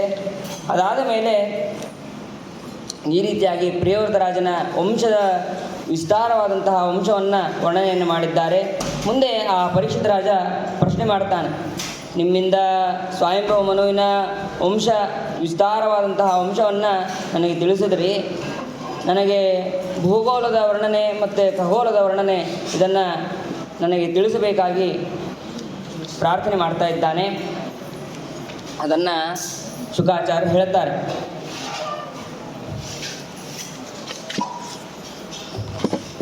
ಯೋವಾ ಅಯಂ ದ್ವೀಪಃ ಕುವಲಯ ಅಭ್ಯಂತರಕೋಶೋ ನಿಯುತಯೋಜನ ವಿಶಾಲಃ ಸಮವರ್ತುಲೋ ಯಥಾ ಪುಷ್ಕರಪತ್ರಂ. ಈ ಭೂಗೋಳ ವರ್ಣನ ಬಹಳ ವಿಸ್ತಾರವಾದದ್ದು. ಇದನ್ನು ಪೂರ್ಣವಾಗಿ ತಿಳಿಯೋದಕ್ಕೆ ನನ್ನ ಯೋಗ್ಯತೆ ಇದೆಯೋ ಇಲ್ಲೋ ಗೊತ್ತಿಲ್ಲ. ನನಗೆ ಎಷ್ಟು ತಿಳಿದಿದೆಯೋ ಅಷ್ಟು ಅನುವಾದ ಮಾಡುವ ಪ್ರಯತ್ನವನ್ನು ಮಾಡುತ್ತೇನೆ. ಶ್ರೀ ಗುರುಭ್ಯೋ ನಮಃ. ಈ ಜಂಬೂದ್ವೀಪ ಇದು 1,00,000 ಯೋಜನ ವಿಸ್ತೃತವಾದದ್ದು. ಒಂದು ದ್ವೀಪ, ಒಂದು ಸಮುದ್ರ, ಆ ಸಮುದ್ರ ಆದ ಮೇಲೆ ಮತ್ತೊಂದು ದ್ವೀಪ, ಮತ್ತೊಂದು ಸಮುದ್ರ, ಮತ್ತೊಂದು ದ್ವೀಪ. ಹೀಗೆ ಒಂದನೇ ದ್ವೀಪಕ್ಕಿಂತ ಎರಡನೇ ದ್ವೀಪ ಒಂದನೇದು 1,00,000, ಎರಡನೇದು 2,00,000, ಮೂರನೇದು 4,00,000, ನಾಲ್ಕನೇದು 8,00,000, ಐದನೇದು 16,00,000, ಆರನೇದು 32,00,000, ಏಳನೇದು 64,00,000. ಹೀಗೆ ಒಂದಕ್ಕಿಂತ ಒಂದು 2 ದ್ವಿಗುಣವಾಗಿ ಹೆಚ್ಚಾಗಿ ಇದೆ ಅಂತನ್ನೋದನ್ನು ತಿಳಿಬೇಕು. ಈ ಜಂಬೂ ದ್ವೀಪದಲ್ಲಿ ಏನೇನಿದೆ ಅಂತಂದರೆ, ಈ ಜಂಬೂ ದ್ವೀಪ 1,00,000 ಯೋಜನೆ ವಿಸ್ತಾರವಾಗಿದೆ. ಮಧ್ಯದಲ್ಲಿ ಮೇರು ಪರ್ವತ ಇದೆ. ಆ ಮೇರು ಪರ್ವತಕ್ಕೆ ಅವಷ್ಟಂಬಗಿರಿಗಳು ಅಂತಂದು 4 ಪರ್ವತಗಳು, ಮಂದರ, ಮೇರುಮಂದರ, ಸುಪಾರ್ಶ್ವ, ಕುಮುದ ಅಂತ. ಆಮೇಲೆ ಆ ಒಂದೊಂದು ಪರ್ವತದ ಮೇಲೆ ಒಂದೊಂದು ವೃಕ್ಷಗಳು, ಚೂತ, ಜಂಬು, ಕದಂಬ, ನೆಗ್ರೋಧ ಅಂತ.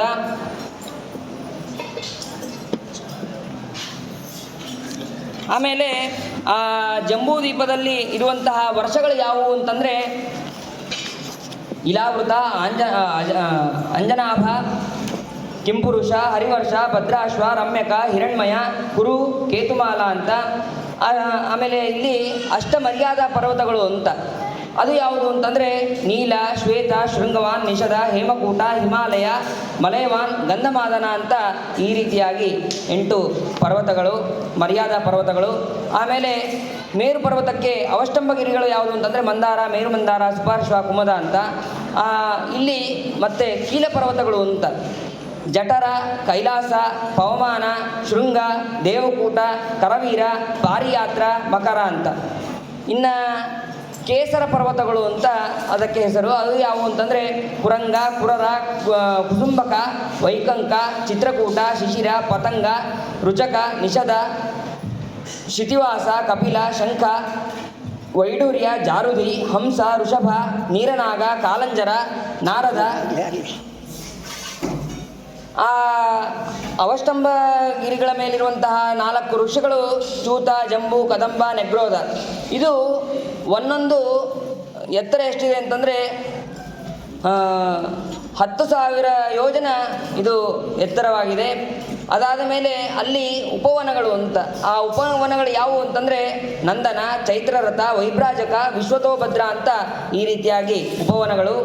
ಮಹಾನದಿಗಳು ಯಾವುವು ಅಂತಂದರೆ ಅರುಣೋದ, ಅರುಣೋದ ಅಂತನ್ನೋದು ಮಂದಾರದ ಪೂರ್ವ ದಿಕ್ಕಿನಲ್ಲಿ ಇದು ಬರುತ್ತೆ.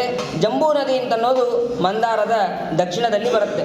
ಈ ಚೂತ, ಜಂಬೂ, ಕದಂಬ, ನೆಗ್ರೋಧ ಇದೇನಿದೆಯಲ್ಲ, ಆ ಜಂಬೂ ನದಿ ಅದು ಕೆಳಗೆ ಜೋರಾಗಿ ಕೆಳಗೆ ಬೀಳುತ್ತೆ. ಕೆಳಗೆ ಬಿದ್ದಾಗ ಅದು ಬಂಗಾರ ಆಗತ್ತೆ.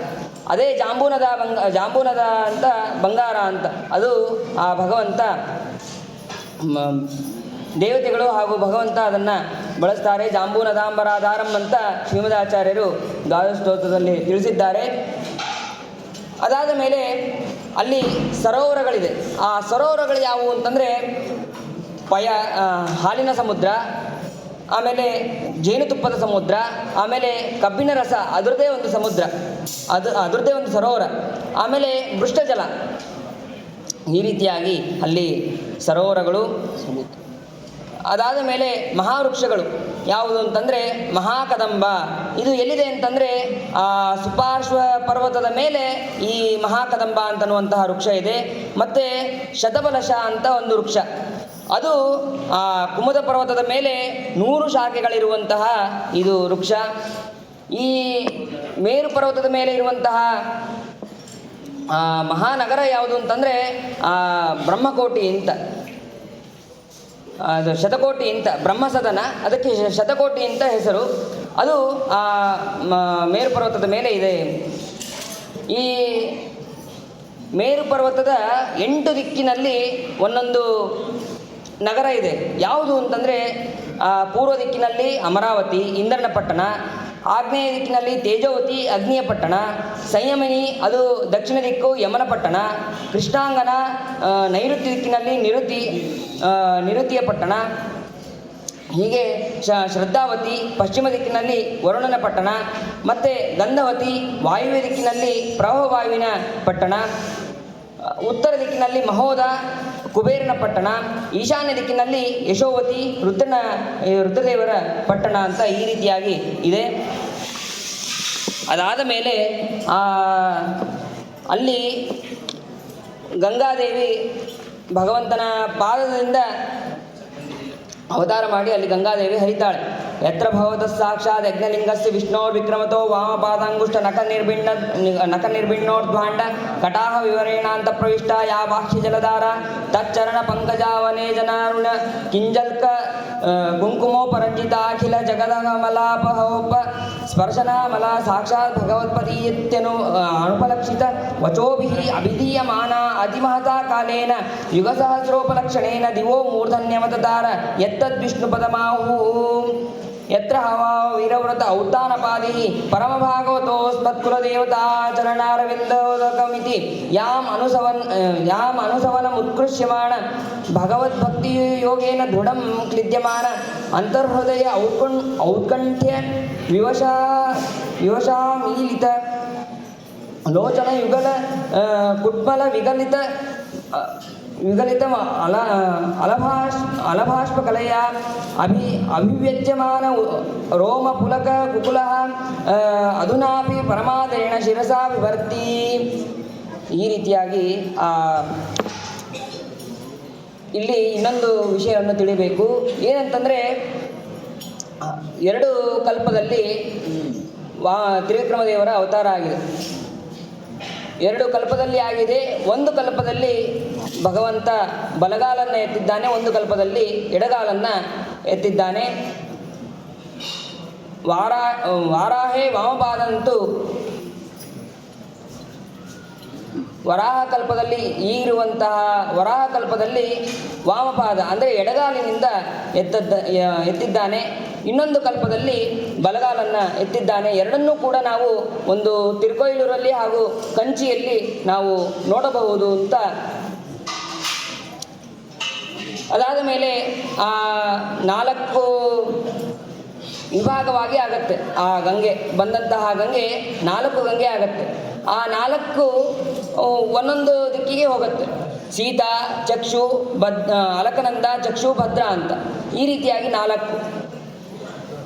ಅದರಲ್ಲಿ ಆ ಸೀತಾ ಬ್ರಹ್ಮಸದದಿಂದ ಕೇಸರ ಪರ್ವತದಿಂದ ಬಂದು ಅದು ಗಂಧಮಾದನ ಪರ್ವತದ ಮೇಲೆ ಬಿದ್ದು ಭದ್ರಾಶ್ವ ವರ್ಷಕ್ಕೆ ಹೋಗಿ ಅದರ ಪೂರ್ವ ದಿಕ್ಕಿಗೆ ಹೋಗಿ ಭದ್ರಾಶ್ವ ದಿಕ್ಕಿಗೆ ಹೋಗಿ ಅಲ್ಲಿ ಸಮುದ್ರವನ್ನು ಸೇರುತ್ತೆ. ಮತ್ತು ಅಲಕನಂದ ಇದು ದಕ್ಷಿಣ ದಿಕ್ಕಿನಿಂದ ಬಂದು ಬ್ರಹ್ಮಸದನ ಮೇಲೆ ದಕ್ಷಿಣ ದಿಕ್ಕಿಗೆ ಬಂದು ಅಲ್ಲಿ ಹೇಮಕೂಟ ಇವೆಲ್ಲ ಪರ್ವತವನ್ನು ದಾಟಿ ಭರತ ವರ್ಷಕ್ಕೆ ಬಂದು ಇಲ್ಲಿ ಸಮುದ್ರವನ್ನು ಸೇರುತ್ತೆ. ಅದಾದ ಮೇಲೆ ಭದ್ರ ಇದು ಉತ್ತರ ದಿಕ್ಕಿಗೆ ಬಂದು ಆ ಮೇರು ಪರ್ವತದಿಂದ ಉತ್ತರ ದಿಕ್ಕಿಗೆ ಬಂದು ಅಲ್ಲಿ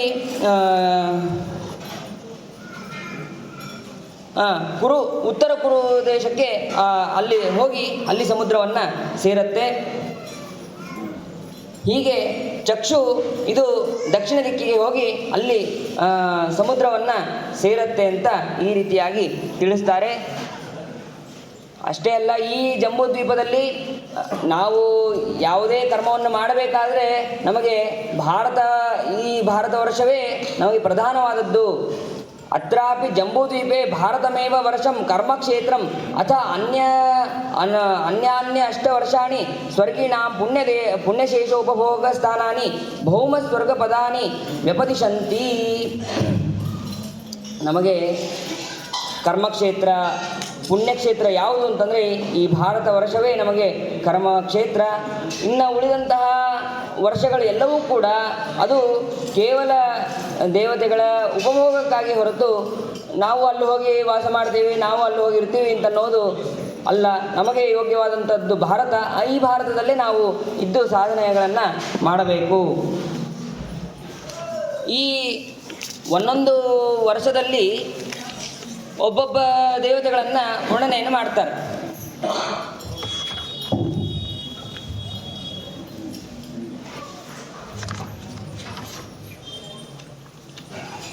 ಇಲಾವೃತ ವರ್ಷದಲ್ಲಿ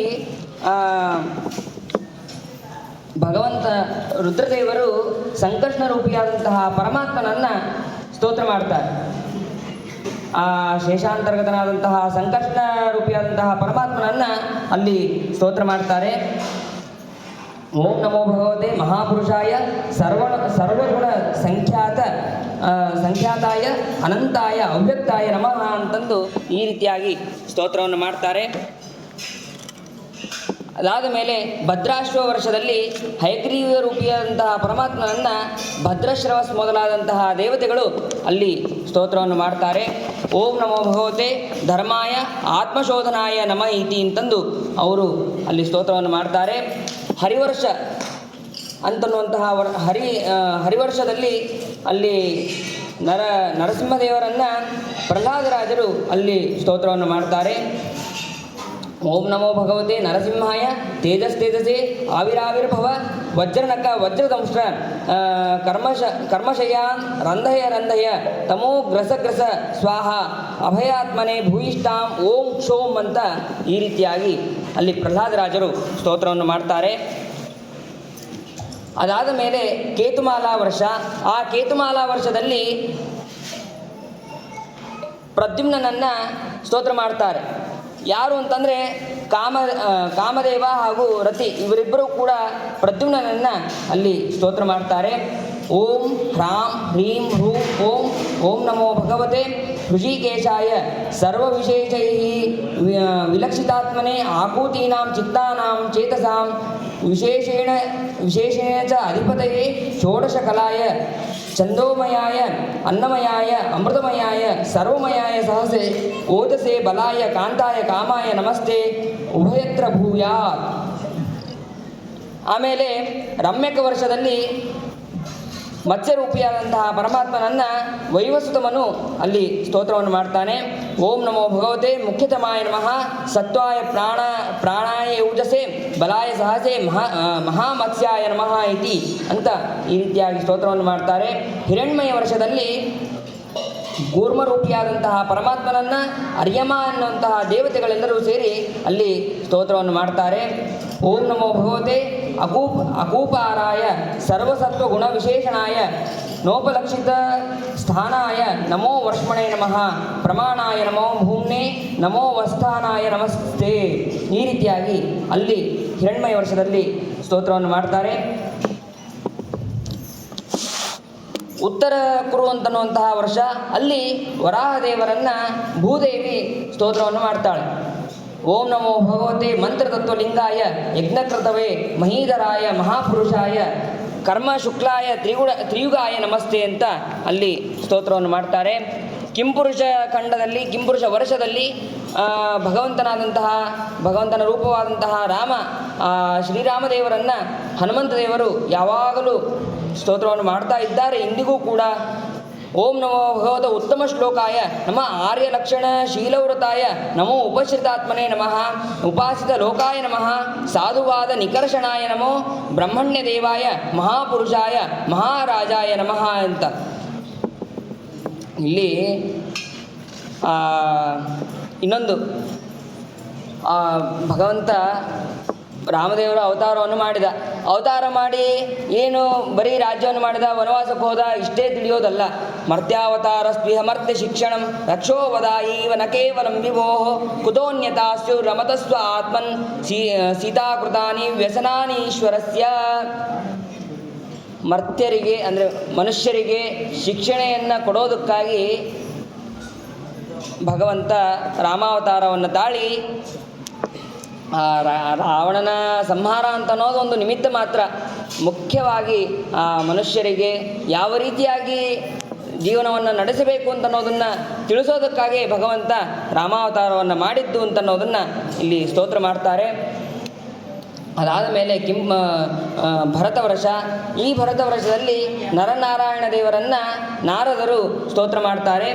ಓಂ ನಮೋ ಭಗವತ ಉತ್ತಮಶೀಲಾಯ ಉಪರತಾನ್ ಆತ್ಮಾಯ ಕಿಂಚನ ವಿತ್ತಾಯ ಋಷಿಋಷಭಾಯ ನರನಾರಾಯಣಾಯ ಪರಮಹಂಸಾಯ ಪರಮಗುರವೇ ಆತ್ಮರಾಮಾಧಿಪತಿಯೇ ನಮೋ ನಮಃ ಇತಿ ಅಂತ ಈ ರೀತಿಯಾಗಿ ಅಲ್ಲಿ ಸ್ತೋತ್ರವನ್ನು ಮಾಡ್ತಾರೆ. ಆ ನರನಾರಾಯಣ ಭಗವಂತನನ್ನು ನಾರದರು ವಿಶೇಷವಾಗಿ ಸ್ತೋತ್ರವನ್ನು ಈ ಭಾರತ ವರ್ಷದಲ್ಲಿ ಮಾಡ್ತಾರೆ. ಮುಂದೆ ಈ ಭರತ ವರ್ಷದಲ್ಲೇ ಅನೇಕ ವಿಧವಾದಂತಹ ಪರ್ವತಗಳು, ನದಿಗಳು ಎಲ್ಲವೂ ಕೂಡ ಇದೆ ಅಂತ ಅನ್ನೋದನ್ನು ತಿಳಿಸ್ತಾರೆ. ಮಲಯ, ಮಂಗಲಪ್ರಸ್ಥ, ಮೈನಾಕ, ತ್ರಿಕೂಟ, ಋಷಭ, ಕನಕ, ಕೊಲ್ಲ, ಸಾಕ್ಷ್ಯ, ವೇದಗಿರಿ, ಋಷ್ಯಮುಖ, ಶ್ರೀಶೈಲ, ವೆಂಕಟ, ಮಹೇಂದ್ರ, ವಾರಿಧರ, ವಿಂಧ್ಯ, ಶುಕ್ತಿಮಾನ್, ವೃಕ್ಷಗಿರಿ, ಪಾರಿಯಾತ್ರ, ದ್ರೋಣ, ಚಿತ್ರಕೂಟ, ಗೌರ್ವರ್ಧನ, ರೈವತ, ಕಕುಭ, ನೀಲ, ಕೋಕಮುಖ, ಇಂದ್ರನೀಲ, ಕಾಮಗಿರಿ ಇಂಥ ಈ ರೀತಿಯಾಗಿ 100,000 ಇಷ್ಟು ಪರ್ವತಗಳು ಅನೇಕವಾದಂತಹ ಪರ್ವತಗಳು ಇಲ್ಲಿ ಇದೆ. ಮತ್ತು ಅಷ್ಟೇ ಅಲ್ಲ, ನದಿ ಮಹಾನದಿಗಳು ಕೂಡ ಈ ಭಾರತ ವರ್ಷದಲ್ಲಿ ಇದೆ ಅಂತಂದು ತಿಳಿಸ್ತಾರೆ. ಚಂದ್ರವಟ, ತಾಮ್ರಪರ್ಣಿ, ಅವಟೋದ, ಘೃತಮಾಲ, ವೈಯಾಹಸಿ, ಕಾವೇರಿ, ವೇಣಿ, ಪಯೋಧ, ಶರ್ಕರಾವರ್ತ, ತುಂಗಭದ್ರ, ಕೃಷ್ಣ, ಭೀಮರತಿ, ಗೋದಾವರಿ, ನಿರ್ವಿಂಧ್ಯ, ಪರುಷ್ಣಿ, ತಾಪಿ, ರೇವಾ, ಸುರಸ, ನರ್ಮದಾ, ಚರ್ಮಣ್ವತಿ, ಅಂಧಶೋಣಶ್ಚ ಮಹಾನದೌ, ವೇದಸ್ಮೃತಿ, ಋಷಿಕುಲ್ಯ, ತ್ರಿಸಾಮ, ಕೌಶಿಕಿ, ಮಂದಾಕಿನಿ, ಯಮುನಾ, ಸರಸ್ವತಿ, ದೃಷದ್ವತಿ, ಗೋಮತಿ, ಸರಯು, ರೋಧವತಿ, ಸಪ್ತವತಿ, ಘೋಣ, ಸುಷೋಮ, ಶತಮಾಲ, ಚಂದ್ರಭಾಗ, ಶುತದ್ರಿ, ಮರುದ್ರದ, ವಿತಸ್ತ, ಅಸಿಕ್ನಿ, ವಿಶ್ವೇತಿ ಮಹಾನದ್ಯ ಅಂತ ಈ ರೀತಿಯಾಗಿ ನದಿಗಳು ಎಲ್ಲವನ್ನೂ ಕೂಡ ತಿಳಿಸ್ತಾರೆ. ಅದಾದ ಮೇಲೆ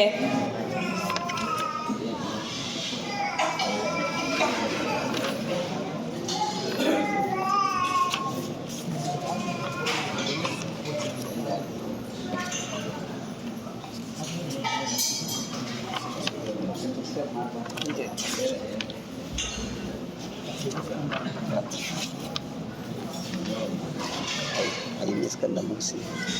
ಅಹೋಬತೇಷಾಂ ಕಿಮಕಾರಿಶೋಭನಂ ಪ್ರಸನ್ನ ಯೇಷಾಂ ವಿದುತ ಸ್ವಯಂ ಹರಿ ಯೈರ್ಜನ್ಮ ಲಬ್ಧಂ ಋಷು ಭಾರತೆ ಜಿರೆ ಮುಕುಂದ ಸೇವೋಪ ಇಕಸ್ಪೃಹಾತ್ಮಭಿಃ. ಮೋಕ್ಷಪ್ರದನಾದಂತಹ ಶ್ರೀಹರಿ ಸೇವೆಗೆ ಕಾರಣವಾದಂತಹ ಭಾರತ ಭೂಮಿಯಲ್ಲಿ ಮನುಷ್ಯ ಜನ್ಮವನ್ನು ಇಚ್ಛಿಸುವಂತಹ ಮನಸ್ಸುಳ್ಳ ಯಾವ ಮುಮುಕ್ಷು ಜೀವರಿಂದ ಭಾರತ ಭೂಮಿ ಎಂಬ ಅಂಗಳದಲ್ಲಿ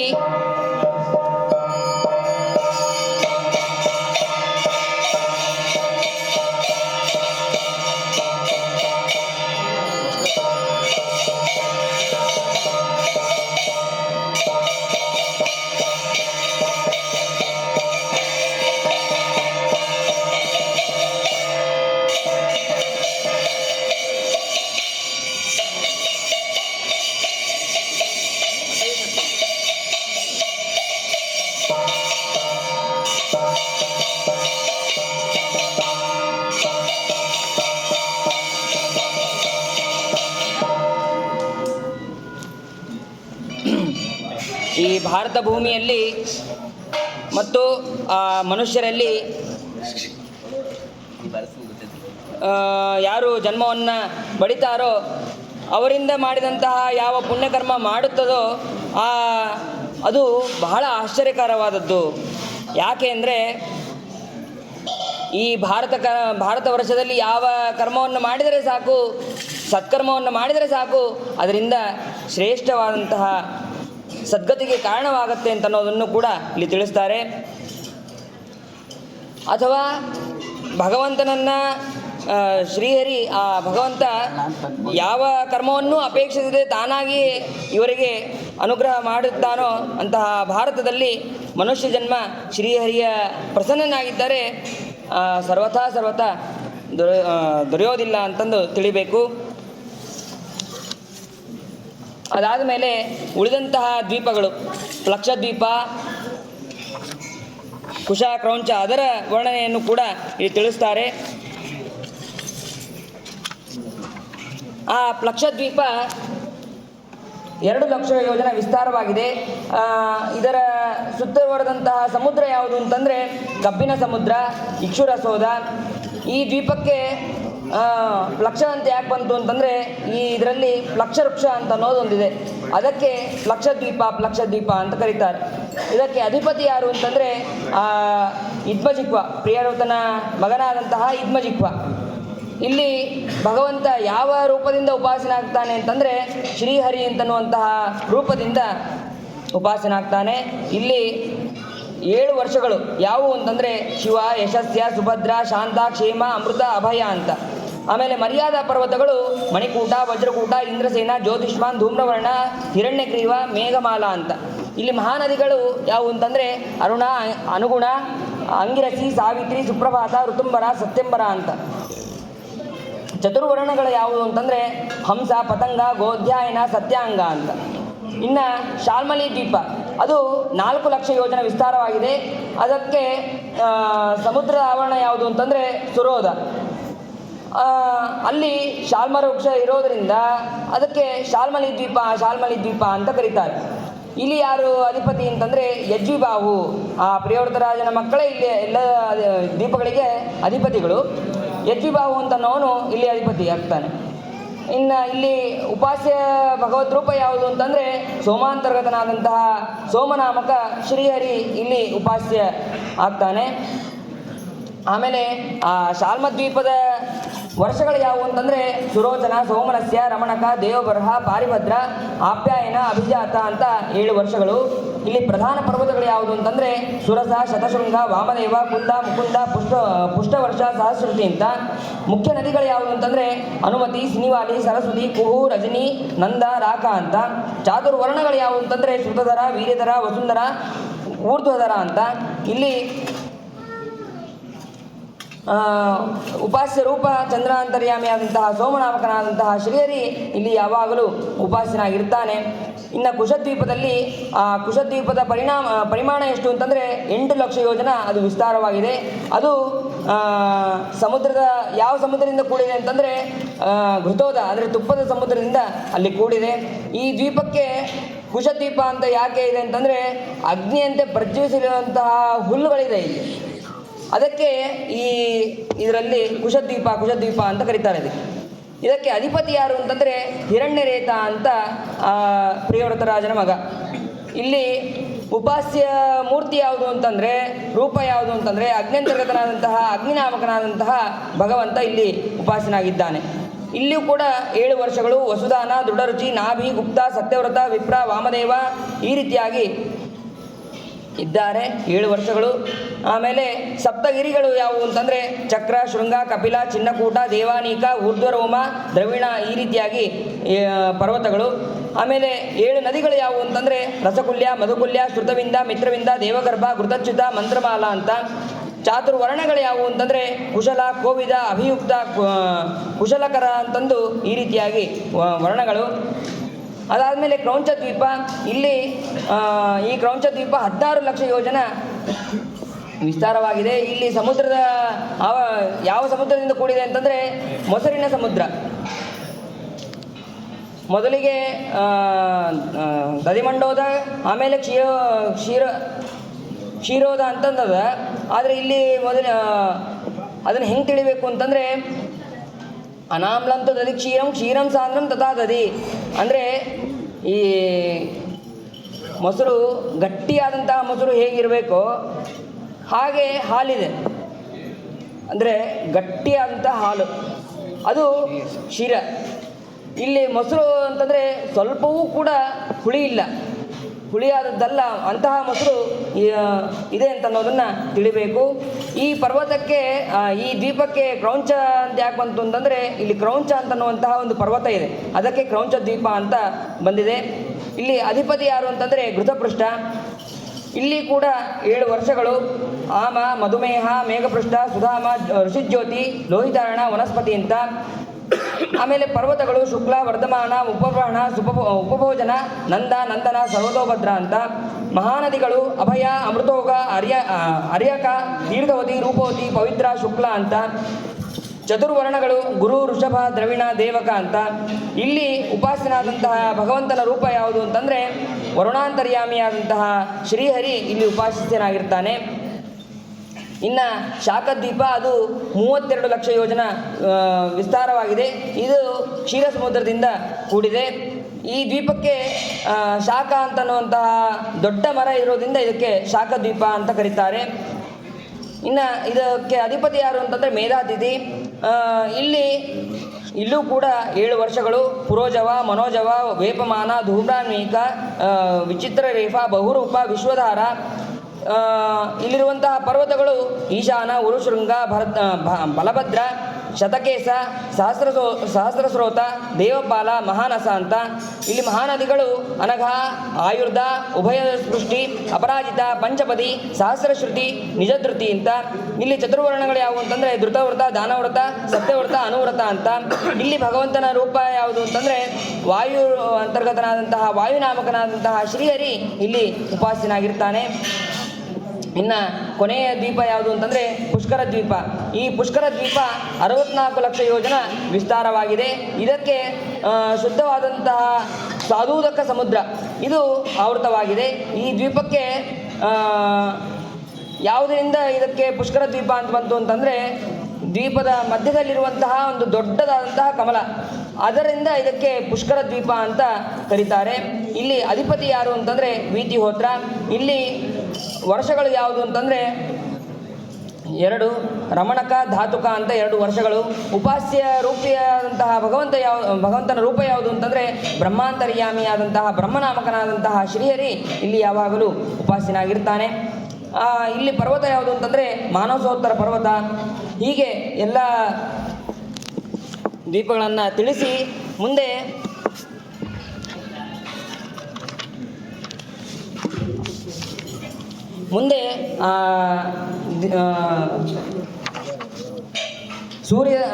ಖಗೋಳದ ವರ್ಣನೆಯನ್ನು ಮಾಡ್ತಾರೆ.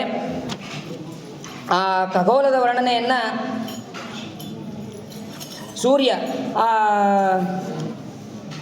ಸೂರ್ಯ ಹೇಗೆ ಸಂಚಾರ ಮಾಡ್ತಾನೆ ಅಂತಂದರೆ, ಲೋಕಾಲೋಕ ಪರ್ವತ, ಆ ಲೋಕಾಲೋಕದ ಪರ್ವತ ಈ ಪುಷ್ಕರ ದ್ವೀಪ ಆದ ಮೇಲೆ ಲೋಕಾಲೋಕ ಪರ್ವತ ಅಂತ ಅನ್ನೋದು ಬರುತ್ತೆ. ಅದಾದ ಮೇಲೆ ಅಲ್ಲಿಂದ ಅವನು ಆ ಲೋಕಾಲೋಕ ಪರ್ವತದಲ್ಲಿ, ಲೋಕ ಅಂತಂದರೆ ಬೆಳಕು, ಅಲೋಕ ಅಂದರೆ ಕತ್ತಲು, ಅಲ್ಲಿ ಸೂರ್ಯ ಸಂಚಾರವನ್ನು ಮಾಡ್ತಾನೆ. ಅದರ ಮಧ್ಯದಲ್ಲಿ ಇದ್ದು ಸಂಚಾರವನ್ನು ಮಾಡ್ತಾನೆ. ಉತ್ತರಾಯಣದಿಂದ ದಕ್ಷಿಣಾಯಣಕ್ಕೆ ಹೋಗುವಾಗ ಹಗಲು ಹೆಚ್ಚಾಗ್ತಾ ಹೋಗ್ತಾನೆ. ಇನ್ನು ದಕ್ಷಿಣಾಯಣದಿಂದ ಉತ್ತರಾಯಣಕ್ಕೆ ಹೋಗುವಾಗ ರಾತ್ರಿ ಹೆಚ್ಚಾಗ್ತಾ ಹೋಗುತ್ತೆ. ಮೇರು ಪರ್ವತದ ಮೇಲೆ ಇದು ಸೂರ್ಯನ ರಥ ಅದು ಹೇಗಿದೆ ಅಂತಂದರೆ, ಒಂದು ಚಕ್ರ, 12 ಹಲ್ಲುಗಳು, 6 ನೇಮಿಗಳು, 4 ನಾಭಿಗಳು, ಚಂದೋಭಿಮಾನಿಗಳೇ 7 ಕುದುರೆಗಳು. ಆಮೇಲೆ ಅರುಣ ಸಾರಥಿಯಾದವನು ಯಾರು ಅಂತಂದರೆ ಅರುಣ. 60,000 ವಾಲಕಿಲ್ಯರು ಆ ಸೂರ್ಯನ ಅಭಿಮುಖವಾಗಿ ಕೂತ್ಕೊಂಡು ಅವರು ಸ್ತೋತ್ರವನ್ನು ಮಾಡ್ತಾ ಇರ್ತಾರೆ. ಅಲ್ಲಿ ಆ ವಾಲಕಿಲ್ಯರ ಜೊತೆಗೆ ಬೇರೆ ಬೇರೆ ಗಂಧರ್ವರು, ಋಷಿಗಳು ಅವರು ಕೂಡ ಸೂರ್ಯನನ್ನು ಸ್ತೋತ್ರ ಮಾಡ್ತಾ ಇರ್ತಾರೆ. ಇದೆಲ್ಲವೂ ಕೂಡ ಮುಂದೆ 12ನೇ ಸ್ಕಂದದಲ್ಲೂ ಕೂಡ ಇದನ್ನು ತಿಳಿಸ್ತಾರೆ. ಸಯೇಷ ಭಗವಾನ್ ಆದಿಪುರುಷ ಏವ ಸಾಕ್ಷಾತ್ ನಾರಾಯಣೋ ಲೋಕಾನಾಂ ಸ್ವಸ್ಥಯ ಆತ್ಮಾನಂ ತ್ರಯೀಮಯೀಂ ಕರ್ಮ ವಿಶುದ್ಧಿ ನಿಮಿತ್ತಂ ಕವಿಭಿರಪಿ ಚ ವೇದೇನ ವಿಜಿಜ್ಞಾಸ್ಯಮಾನೋ ದ್ವಾದಶತಾ ವಿಭಜ್ಯ ಷಟ್ಸು ವಸಂತಾದಿಷು ಋತುಷು ಯಥೋಪಜೋಷ ಮೃತಗುಣಾನ್ ವಿದಧಾತಿ.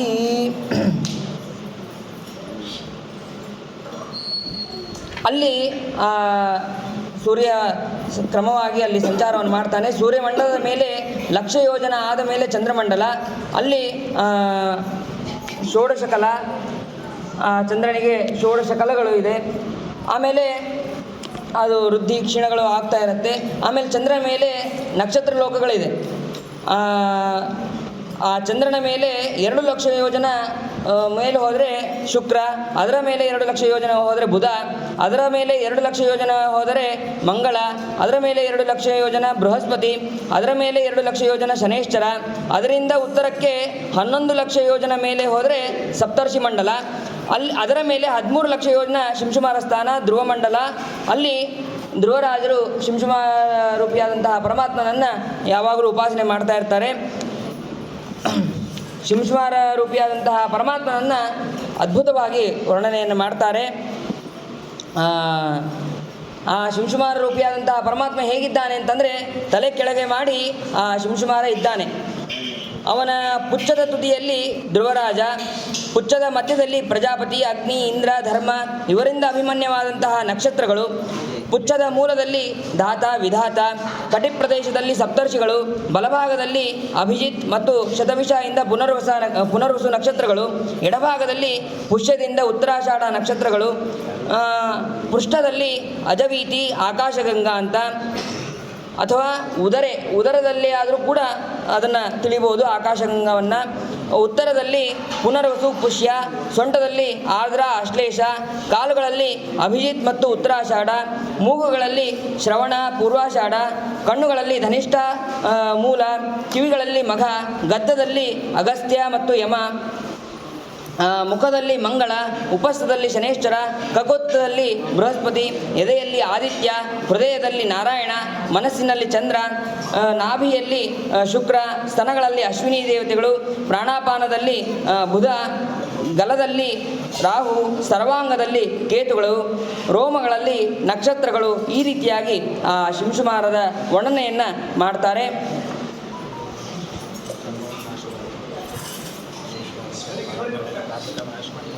ಆ ಶಿಂಶುಮಾರ ರೂಪಿಯಾದಂತಹ ಪರಮಾತ್ಮನ ಧ್ಯಾನವನ್ನು ಮಾಡಿದರೆ ನಮ್ಮ ಎಲ್ಲ ಪಾಪಗಳನ್ನು ಕೂಡ ಅವನು ನಾಶ ಮಾಡ್ತಾನೆ. ಪ್ರಾರಬ್ಧ ಕರ್ಮಗಳ ಎಲ್ಲವನ್ನೂ ಕೂಡ ಶಿಂಶುಮಾರ ರೂಪಿಯಾದಂತಹ ಪರಮಾತ್ಮ ನಮ್ಮ ಪಾಪಗಳನ್ನು ನಾಶ ಮಾಡ್ತಾನೆ. ಅಂತಹ ಶಿಂಶುಮಾರ ರೂಪಿಯಾದಂತಹ ಪರಮಾತ್ಮನಿಗೆ ಅನಂತ ನಮಸ್ಕಾರವನ್ನು ಸಲ್ಲಿಸಿ ಮುಂದೆ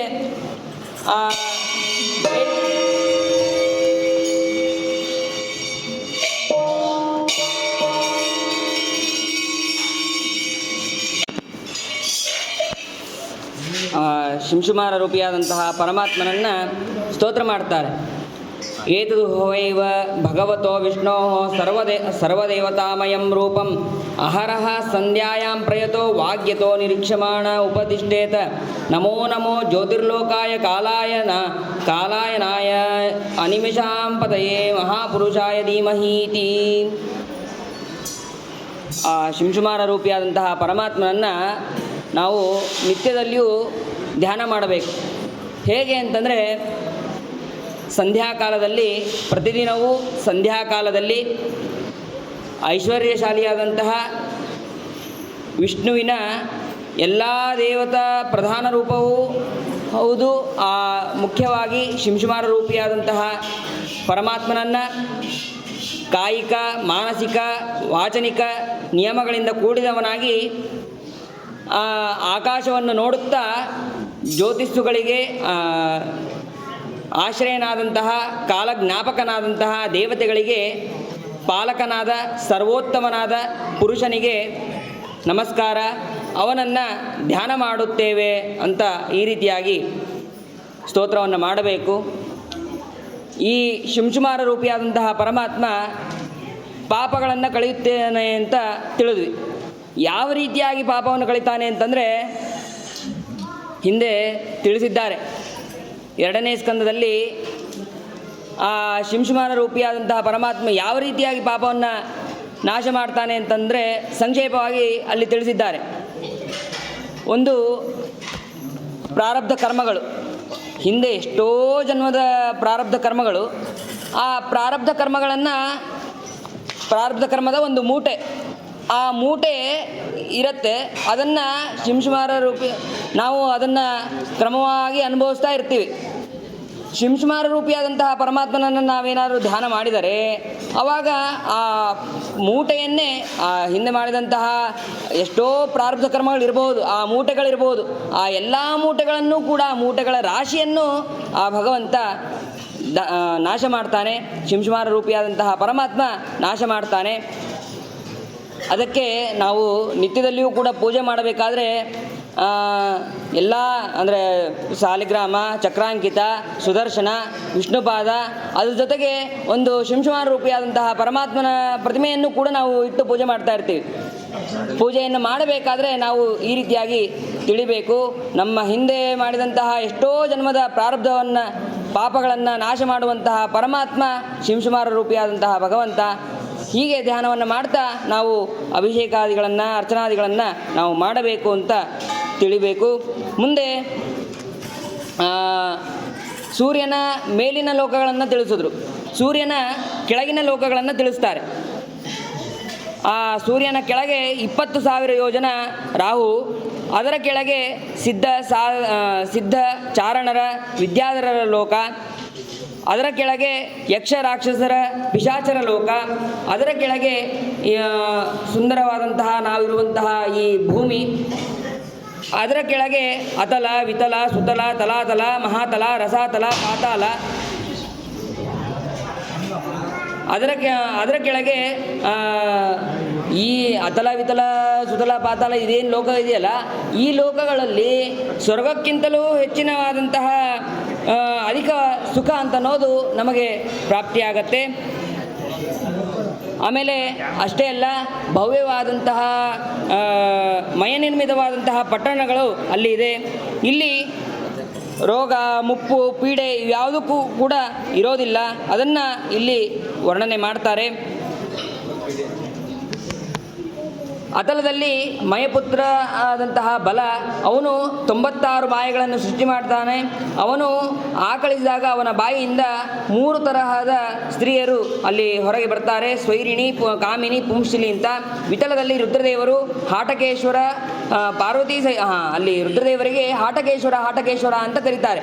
ಅಂತಹ ಹಾಟಕೇಶ್ವರ ಪಾರ್ವತಿಯಿಂದ ಸಹಿತರಾಗಿ ಇದ್ದಾರೆ. ಅಲ್ಲಿ ಹಾಟಕ ಎಂಬಂತಹ ನದಿ ಇದೆ. ಆಮೇಲೆ ಅದರಿಂದಲೇ ಹಾಟಕ ಅಂತನ್ನುವಂತಹ ಸುವರ್ಣವೂ ಕೂಡ ಅಲ್ಲಿ ನಿರ್ಮಾಣ ಆಗುತ್ತೆ. ಅದನ್ನು ದೇವತೆಗಳು ಬಳಸ್ತಾರೆ. ಸುತಲದಲ್ಲಿ ಬಲಿಚಕ್ರವರ್ತಿ ಇದ್ದಾನೆ. ಆ ಬಲಿಚಕ್ರವರ್ತಿಯನ್ನು ರಕ್ಷಣೆ ಮಾಡೋದಕ್ಕಾಗಿ ವಾಮನ ರೂಪಿಯಾದಂತಹ ಪರಮಾತ್ಮ ಗದಾಪಾಣಿಯಾಗಿದ್ದಾನೆ.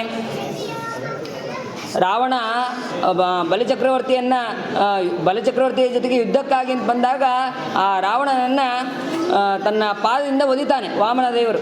ಒದ್ದಾಗ ಅವನು 10,000 ಯೋಜನ ದೂರದಲ್ಲಿ ಬೀಳ್ತಾನೆ.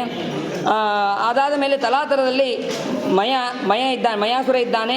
ಅವನು ಮಾಯಾವಿಗಳ ಜೊತೆ ಅಲ್ಲಿದ್ದಾನೆ. ಹಾಗೂ ಅಲ್ಲಿಂದ ಅಲ್ಲಿ ರುದ್ರದೇವರು ಆ ಮಯನಿಂದ ಪೂಜೆ ಮಾಡಿಸಿಕೊಂಡು ಅಲ್ಲಿ ಇದ್ದಾರೆ. ಅಲ್ಲಿ ಮಹಾತಲದಲ್ಲಿ ತಕ್ಷಕಾದಿ ಸರ್ಪಗಳು, ರಸಾತಲದಲ್ಲಿ ದೈತ್ಯರು, ನಿವಾತ ಕವಚರು, ಕಾಲಕೇಯರು, ಈ ರೀತಿಯಾಗಿ ರಸಾತಲದಲ್ಲಿ. ಪಾತಾಳದಲ್ಲಿ ವಾಸುಕಿ ಮೊದಲಾದಂತಹ ನಾಗರು. ಆ ಪಾತಾಳದ ಕೆಳಗೆ ಕೊನೆಗೆ ಶೇಷದೇವರು. ಆ ಶೇಷದೇವರು ಹೇಗಿದ್ದಾರೆ ಅಂತಂದರೆ 1000 ಹೆಡೆಗಳು. ಆ 1000 ಹೆಡೆಗಳ ಮೇಲೆ ಭೂಮಿಯನ್ನು ಸಾಸಿವೆ ಕಾಳಿನಷ್ಟು ಭಾರ, ಅದೇನು ಭಾರನೇ ಅಲ್ಲ, ಸಾಸಿವೆ ಕಾಳು ಯಾರಿಗಾರು ಭಾರನೇ ಅಲ್ಲ, ಅದನ್ನು ಅವರ ತಲೆ ಮೇಲೆ ಧಾರಣೆ ಮಾಡಿ ಅವರು ಇದ್ದಾರೆ ಅಂತಂದು ತಿಳಿಬೇಕು.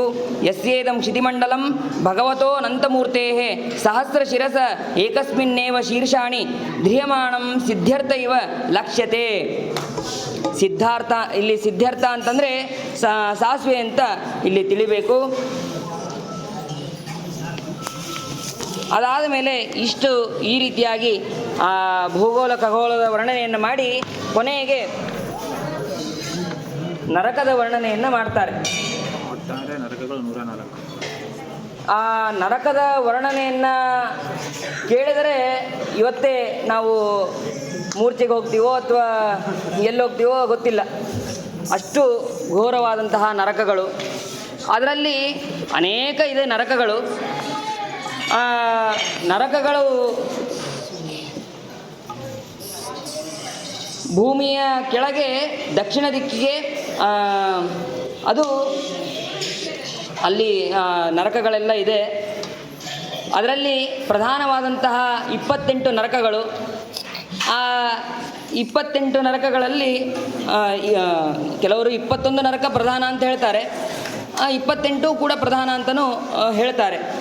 ಯಾವ್ಯಾವುದು ಅಂತಂದರೆ ತಾಮಿಸ್ರ, ಅಂಧತಾಮಿಸ್ರ, ರೌರವ, ಮಹಾರೌರವ, ಕುಂಭೀಪಾಕ, ಕಾಲಸೂತ್ರ, ಅಸಿಪತ್ತವನ, ಸೂಕರಮುಖ, ಅಂಧಕೂಪ, ಕೃಮಿಭೋಜನ, ಸಂದಂಶ, ತಪ್ತಸೂರ್ಮಿ, ವಜ್ರಕಂಠ, ಶಾಲ್ಮಲಿ, ವೈತರಣಿ, ಭೂಯೋಧ, ಪ್ರಾಣರೋಧ, ವಿಶಸನ, ಲಾಲಾಭಕ್ಷ, ಸಾರಮೇಯಾದನ, ಅವೀಚೀರಯ, ರೇತಪ್ಪಾನ, ಈ ರೀತಿಯಾಗಿ 21 ಪ್ರಧಾನವಾದದ್ದು. ಇನ್ನು 7 ಯಾವುದು ಅಂತಂದರೆ ಕ್ಷಾರಕರ್ಧಮ, ರಕ್ಷೋಗಣ ಭೋಜನ, ಶೂಲಪ್ರೋತ, ದಂದಶೂಕ, ಅವಟ ನಿರೋಧ, ಪರ್ಯಾವರ್ತನ, ಸೂಚಿಮುಖ, ಈ ರೀತಿಯಾಗಿ 28 ಪ್ರಧಾನವಾದಂತಹ ನರಕಗಳು. ಆ ಒಂದೊಂದು ನರಕದ ವರ್ಣನೆಯನ್ನು ಕ್ರಮವಾಗಿ ತಿಳಿಸ್ತಾರೆ. ಯಾವ ನರಕಕ್ಕೆ ಯಾವ ರೀತಿಯಾದಂತಹ ಮನುಷ್ಯರು ಹೋಗ್ತಾರೆ ಅಂತಂದು. ಅಲ್ಲಿ ತಾಮಿಸ್ರಕ್ಕೆ ಎಂಥವ್ರು ಹೋಗ್ತಾರೆ ಅಂತಂದರೆ ಬೇರೆ ವಸ್ತುವನ್ನು ಅಪಹಾರ ಮಾಡಿದರೆ, ಆಮೇಲೆ ಅಲ್ಲಿ ಇನ್ನೊಬ್ಬರ ಬೇರೆಯವರ ಸಂಪತ್ತನ್ನು ಅಪಹಾರ ಮಾಡಿದರೆ ಅವರನ್ನು ತಾಮಿಸ್ರ ನರಕಕ್ಕೆ ಕರ್ಕೊಂಡು ಹೋಗ್ತಾರೆ. ಅಲ್ಲಿ ಹೊಡೆಯುತ್ತಾರೆ. ಎಷ್ಟು ಹೊಡೆದ್ರೂ ಅವ್ರಿಗೆ ಮೂರ್ಛೆನೇ ಬರೋದಿಲ್ಲ, ಅಷ್ಟು ಅವರು ಹೊಡೆಯುತ್ತಾರೆ. ಕೇವಲ ಅವರಿಗೆ ಆ ಜೀವಕ್ಕೆ ವೇದನೆ ಆಗ್ತಾ ಇರುತ್ತೆ. ಆಮೇಲೆ ಅಂಧತಾಮಿಸ್ರ ಇನ್ನೊಬ್ಬರನ್ನು ಸಾಯಿಸ್ತಾರೆ.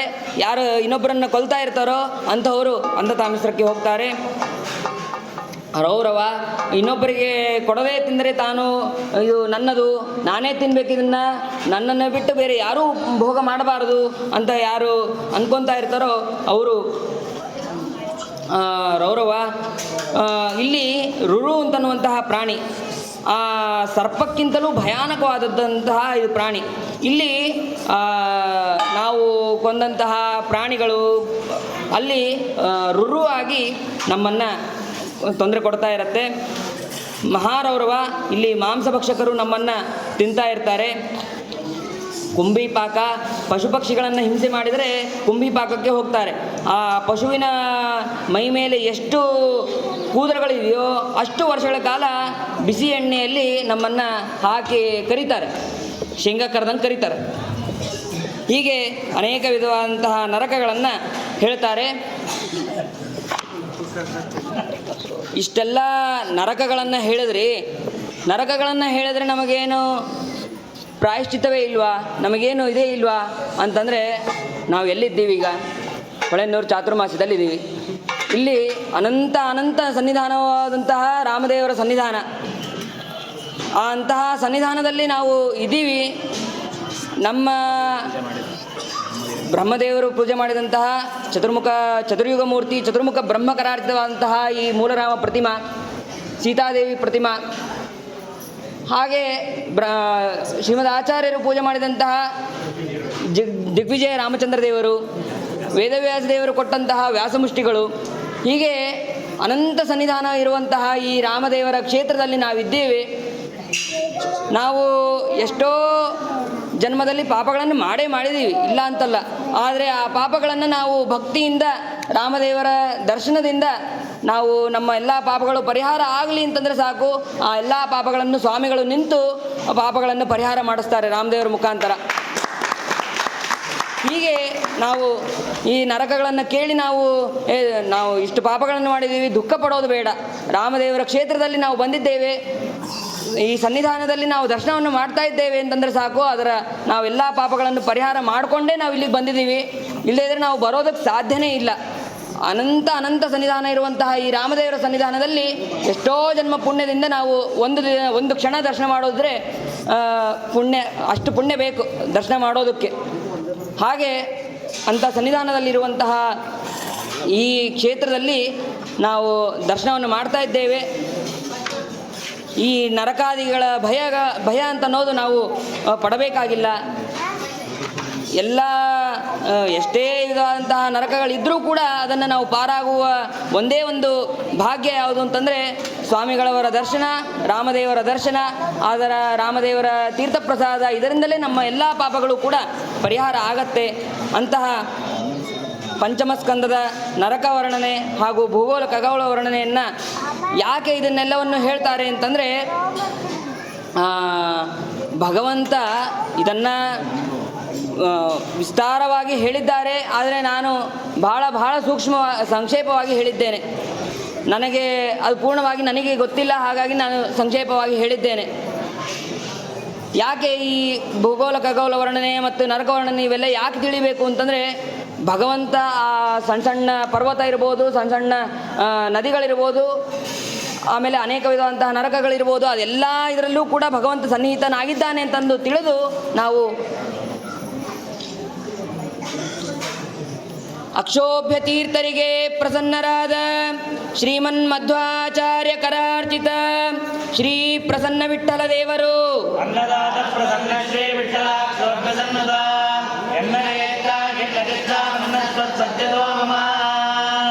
ಭಗವಂತ ಸನ್ನಿಹಿತನಾಗಿದ್ದಾನೆ ಅಂತಂದು ತಿಳಿದು ನಾವು ತಿಳಿಯೋದಕ್ಕಾಗಿ ಈ ಪಂಚಮಸ್ಕಂದದ ವರ್ಣನೆಯನ್ನು ನಾವು ತಿಳಿಬೇಕು. ಭೂದ್ವೀಪ ವರ್ಷ ಸರಿದದ್ರಿ ನಭಸ್ಸಮುದ್ರ ಪಾತಾಳಧಿಂಗ್ ನರಕ ಭಾಗ ಗಣಲೋಕ ಸಂಸ್ಥಂ ಗೀತಂ ಮಯ ತವ ನೃಪಾದ್ಭುತಮೀಶ್ವರಸ್ಯ ಸ್ಥೂಲಂ ವಪು ಸಕಲ ಜೀವ ನಿಕಾಯದಾಮ್ನಃ. ಈ ಸ್ಥೂಲವಾದಂತಹ ಭಗವಂತನ ರೂಪವನ್ನು ತಿಳಿದು ಕ್ರಮವಾಗಿ ನಾವು ಸೂಕ್ಷ್ಮ ರೂಪದ ಧ್ಯಾನವನ್ನು ನಾವು ಮಾಡ್ತಾ ಹೋಗಬೇಕು. ಒಮ್ಮೆಲೆ ನಮಗೆ ಸೂಕ್ಷ್ಮ ರೂಪದ ಧ್ಯಾನವನ್ನು ಮಾಡಬೇಕು ಅಂತಂದರೆ ಆಗೋದಿಲ್ಲ. ಮೊದಲಿಗೆ ಸ್ಥೂಲ ರೂಪದ ಚಿಂತನೆಯನ್ನು ಮಾಡಿ ಆಮೇಲೆ ಸೂಕ್ಷ್ಮ ರೂಪದ ಚಿಂತನೆಯನ್ನು ಮಾಡಬೇಕು. ಅದಕ್ಕೆ ಈ ಸ್ಥೂಲವಾದಂತಹ ಬ್ರಹ್ಮಾಂಡದ ವಿಸ್ತೃತೆಯನ್ನು ಮತ್ತು ಭೂಗೋಳ ವರ್ಣನೆಯನ್ನು, ಖಗೋಳ ವರ್ಣನೆಯನ್ನು ಇವೆಲ್ಲವನ್ನೂ ಕೂಡ ಇದರಲ್ಲಿ ಸನ್ನಿಹಿತನಾಗಿ ಭಗವಂತನೇ ಮಾಡಿಸೋದು ಅಂತನ್ನೋದನ್ನು ತಿಳಿದು ನಾವು ಇದನ್ನು ಪಂಚಮಸ್ಕಂದವನ್ನು ಈ ರೀತಿಯಾಗಿ ತಿಳಿಬೇಕು ಅಂತ ಹೇಳ್ತಾ ನನ್ನ ಎರಡು ಮಾತುಗಳನ್ನು, ಭಾಗವತ ಅಂತ ಅನ್ನೋದೇ ಕಷ್ಟ, ಅದರಲ್ಲಿಯೂ ಪ್ರತಿಯೊಂದು ಸ್ಕಂದವೂ ಕಷ್ಟಕರವಾದದ್ದೇ. ಪಂಚಮಸ್ಕಂದನೂ ಕಷ್ಟ, ಪಂಚಮಸ್ಕಂದನೇ ಕಷ್ಟ ಅಂತ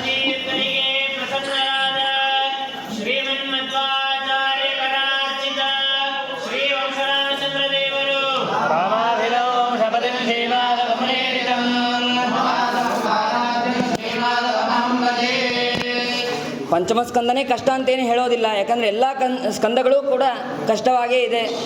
ಅದರಲ್ಲಿ ನನಗೆ ಶ್ರೀನಿವಾಸಾಚಾರ್ಯರು, ಪುರುಷೋತ್ತಮಾಚಾರ್ಯರು, ಸುಬ್ಬಣ್ಣಾಚಾರ್ಯರು, ರಾಮಾಚಾರ್ಯರು, ರಘುತ್ತಮಾಚಾರ್ಯರು ಇವರು ಪಂಚಮಸ್ಕಂದವನ್ನು ಹೇಳು ಅಂತ ಸ್ವಾಮಿಗಳು ಆಜ್ಞೆ ಮಾಡಿದ್ದಾರೆ, ಅದನ್ನು ನೀ ಹೇಳು ಅಂತಂದರು. ಆಯಿತು ಸರಿ ಅಂತಂದು ನನಗೆ ಗೊತ್ತಿರುವಷ್ಟು ಯಥಾಮತಿಯಾಗಿ ಹೇಳುವ ಪ್ರಯತ್ನವನ್ನು ಮಾಡಿದ್ದೇನೆ. ಇದರಲ್ಲಿ ಹೇಳಿರೋದಕ್ಕಿಂತ ಬಿಟ್ಟಿದ್ದೇ ಬಹಳ, ತಪ್ಪುಗಳು ಕೂಡ ಬಹಳ ಇದೆ. ಆ ಎಲ್ಲ ತಪ್ಪುಗಳು ಕೂಡ ನನ್ನದು. ಏನೇ ಯತ್ಕಿಂಚಿತ್ ಗುಣಗಳು ಅಂತಿದ್ದರೆ ಅದು ನಮ್ಮ ಗುರುಗಳದು ಅಂತ ಹೇಳ್ತಾ ಈ ಎಲ್ಲ ವಾಕುಸುಮವನ್ನು ಗುರುಗಳ ಪಾದಾರವಿಂದಗಳಲ್ಲಿ ಸಮರ್ಪಣೆಯನ್ನು ಮಾಡ್ತಾ ಇದ್ದೇನೆ. ಹರೇ ನಮಃ. ಶ್ರೀಕೃಷ್ಣಾರ್ಪಣ ಮಸ್ತು.